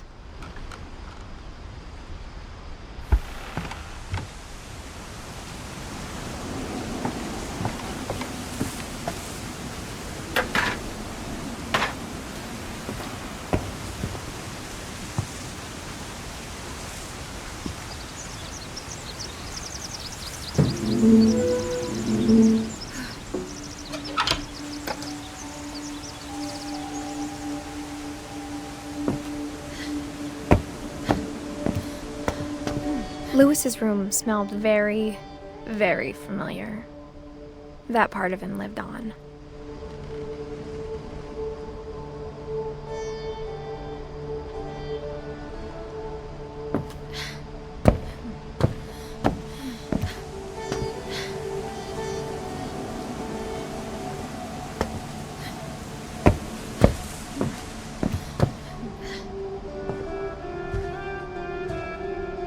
Lewis and I spent a lot of time playing games together, but he was surprisingly bad at them. He died a lot.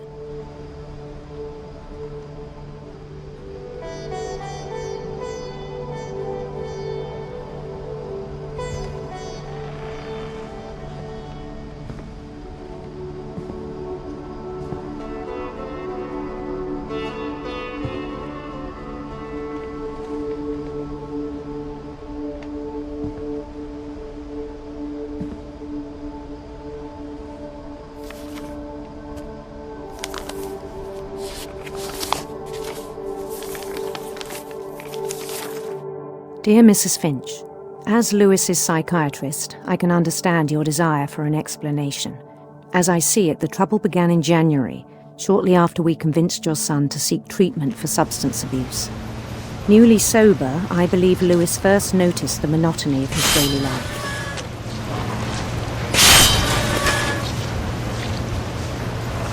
He kept working at the cannery, but he withdrew part of himself. In our sessions, I saw the same behavior. His mind began to wander.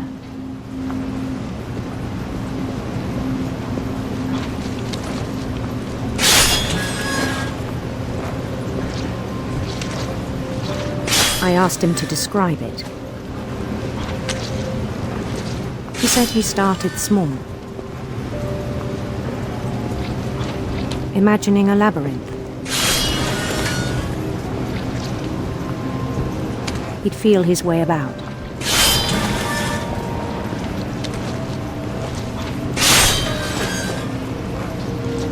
Then something moved.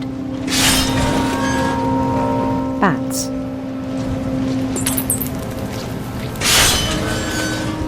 And toads.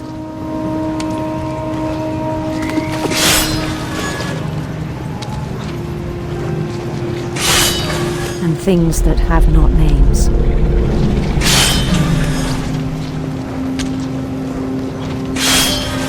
He knew it was all in his head.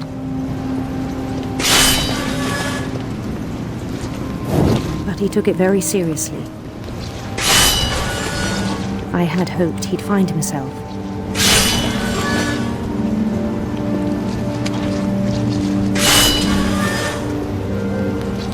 But he found something more.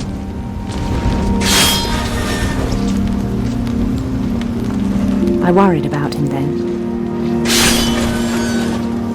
Daydreaming at the cannery. I spoke with his boss. But he said Lewis had become a model employee. Methodical, tireless, focused.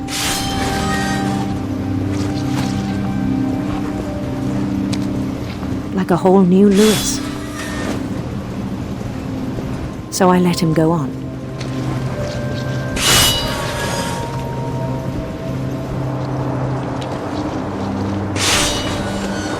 I even encouraged him. It seemed very promising at first. He told me he'd made a new friend.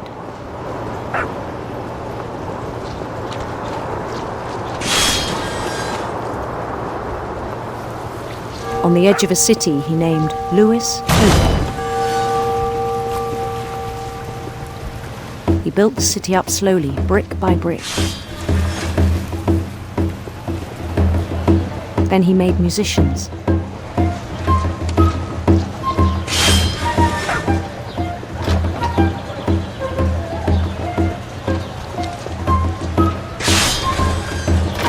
And songs for them to play.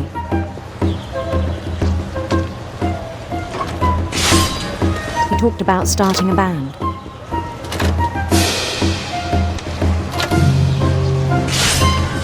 and he was always humming something.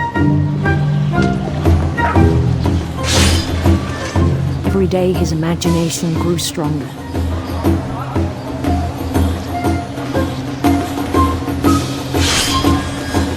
He no longer spoke at the cannery, but his chopping was as reliable as ever. Then one day it struck him that all the cheering crowds, even the stones under his feet, were all in his imagination, so he could do whatever he wished.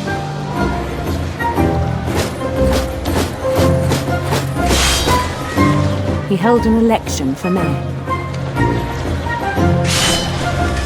and he won.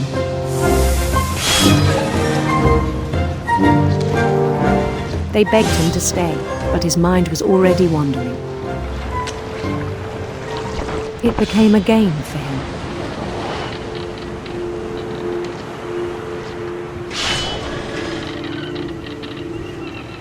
He'd conquer a city, then immediately push on.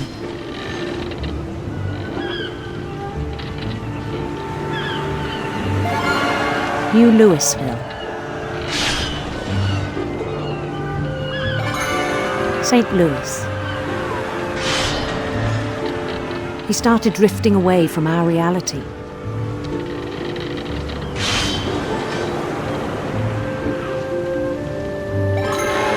Minneapolis. Until one day he forgot to go home from the cannery. Even as his mother pleaded with him, part of Louis kept sailing on.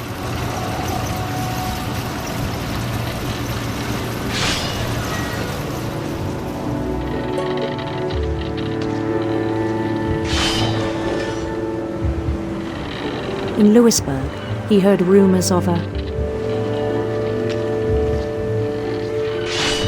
beautiful prince.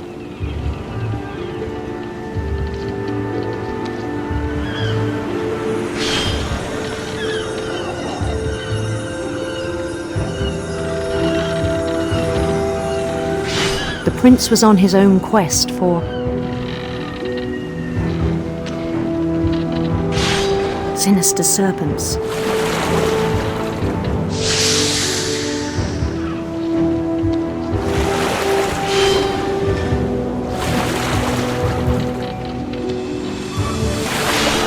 He followed the sound of his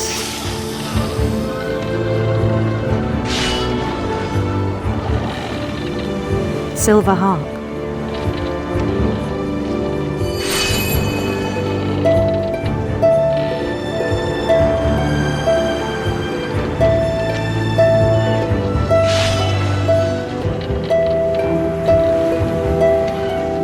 His chase led him to a golden palace east of the sun and west of the moon. Even then, his logic remained sound.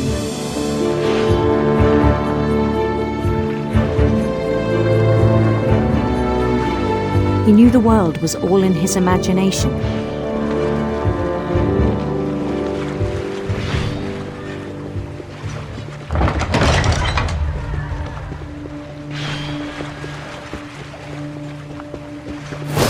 But he was so proud of having created it.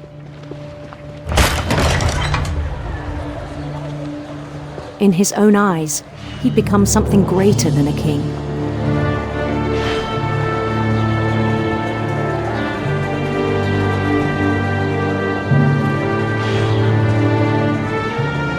For someone who'd never known success in the real world, I think it was overwhelming. And then it struck him that the real Louis was not the one chopping salmon, but the one climbing the steps of a golden palace.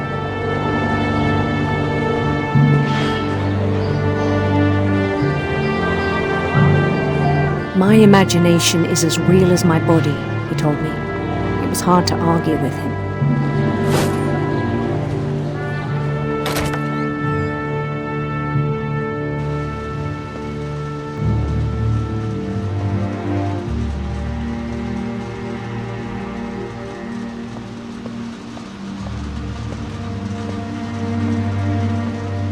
He began to forget the world we know.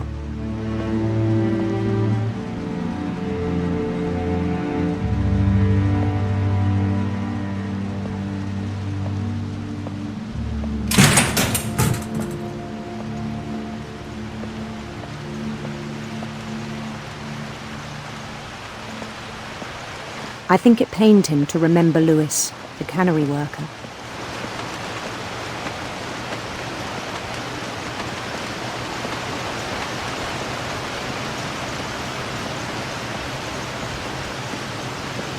He began to despise the man with a royal contempt.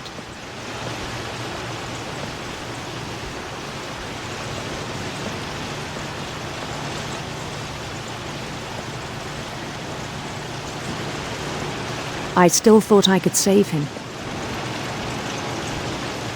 Even after he said he was being crowned king over all the lands of wonder. The palace would be packed with his companions.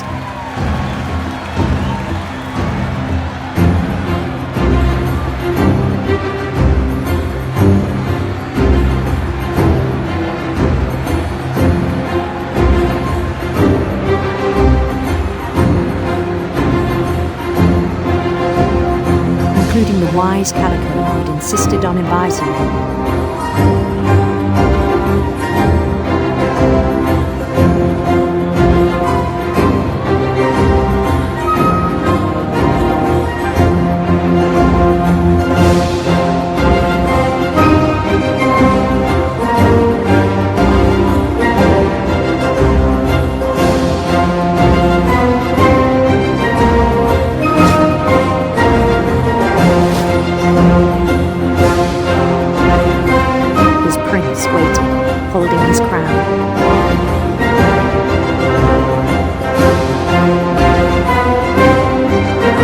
There was only one thing left to do.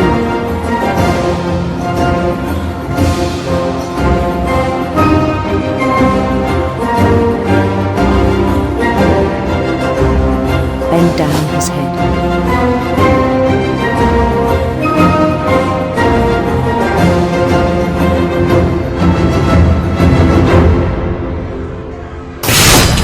And the rest I think you know. Mrs. Finch, your son was a kind man who will be missed by all of us who knew him.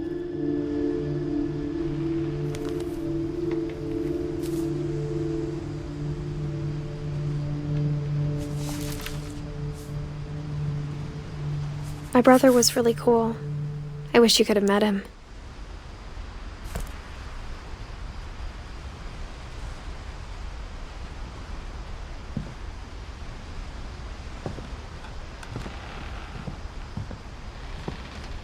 He was so proud of being Indian.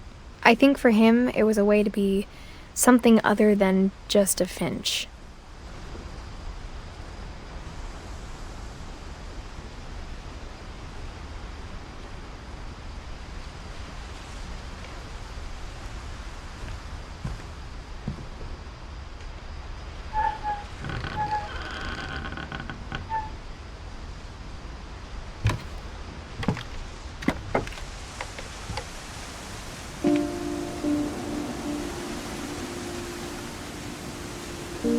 On the way back from Lewis's funeral, my mom told me to start packing. She waited until the day before we left to tell Edie.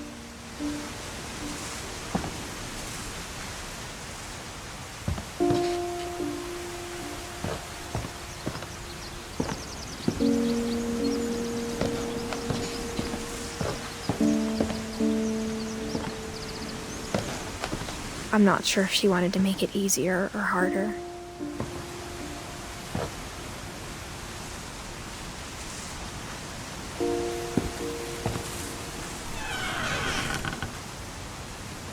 I wish we'd stayed.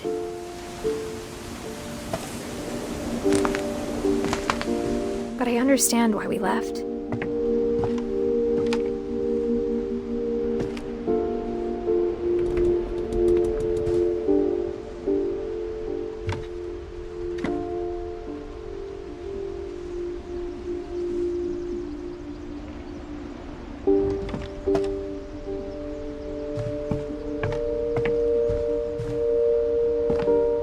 My mom ended up leaving everything behind.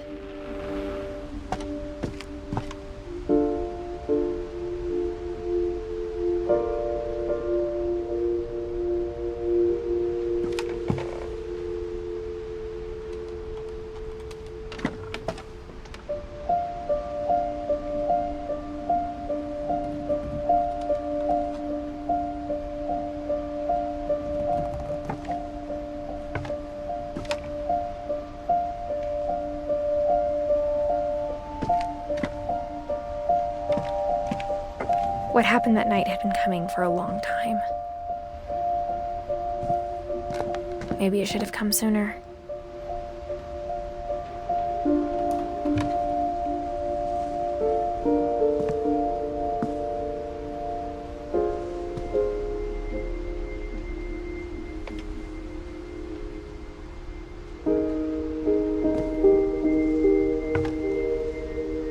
But it had to end one way or another.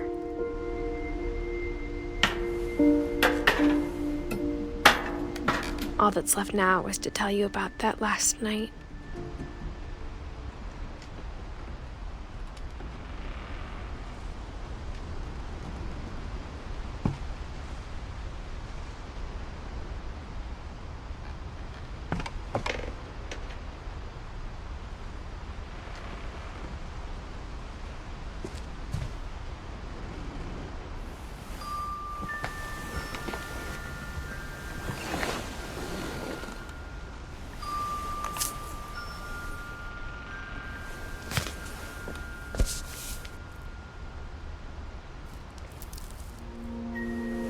That whole last day, Edie just watched us pack and didn't say a word.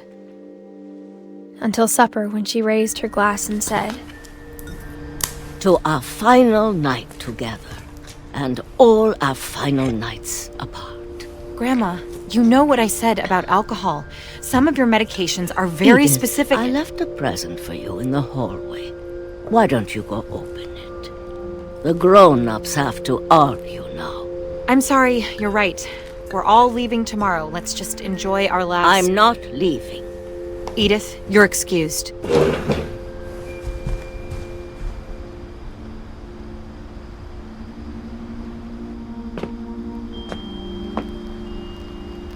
The power had been shut off that morning, but Edie always had plenty of candles. When my mom sealed the library, I don't think she knew about the other entrance. Or that Edie had a key to it.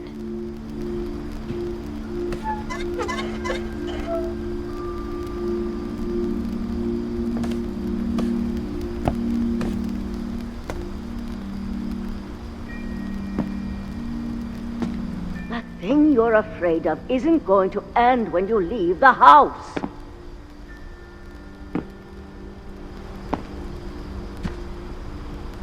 Edith has a right to know these stories. My children are dead because of your stories!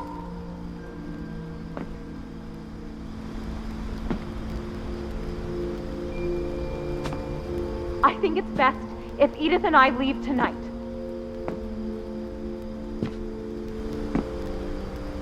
We'll have the nursing home send a van for you in the morning, okay?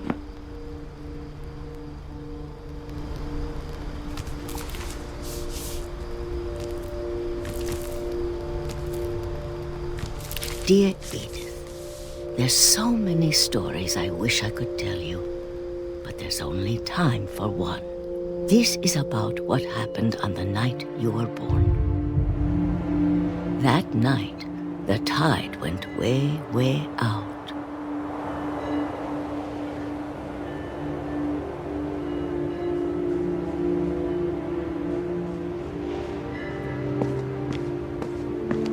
It was the first and last time I ever saw the old house aground. There'd been an earthquake out in the middle of the ocean. They called it the lowest tide in 1,000 years. God, it smelled awful. You know, I've seen that house every day of my life.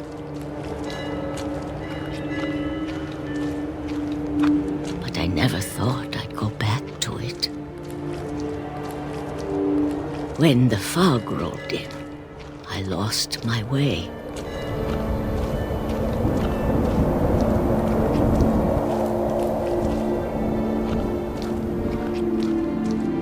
I got turned around.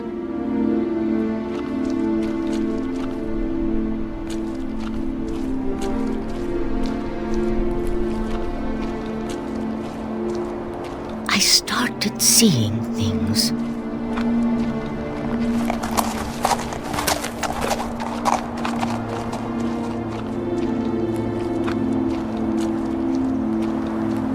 Things I'd forgotten had ever existed.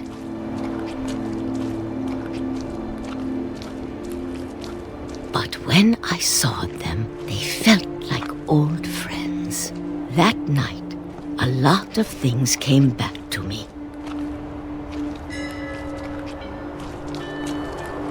Or maybe I came back to them.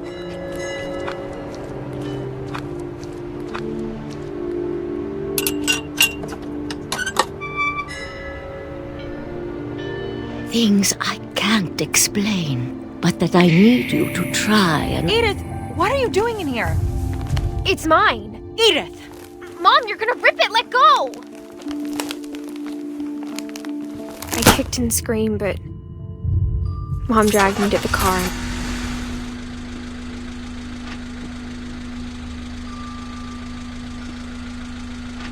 I never saw Great-Grandma Edie again. The next morning, the band came to pick her up, but she was already gone. After that, we moved around a lot.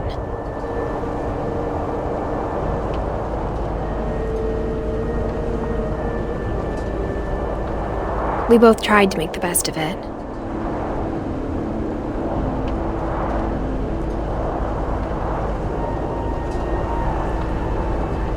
A few years went by.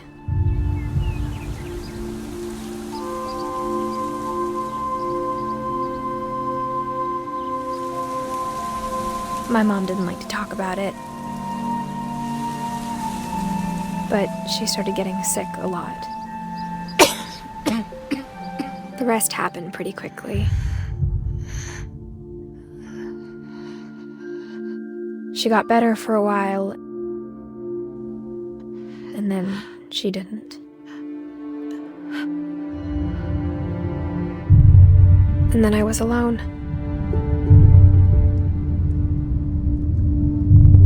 The last Finch left alive.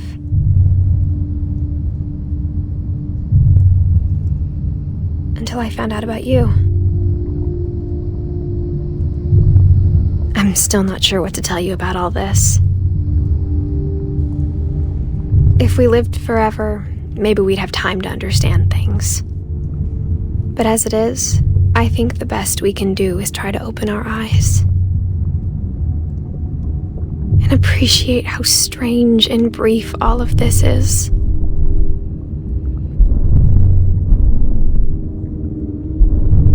This journal was supposed to be for you. But now I hope you'll never see it. I just want to meet you and tell you all these stories myself. But I guess if you're reading this now, things didn't work out that way.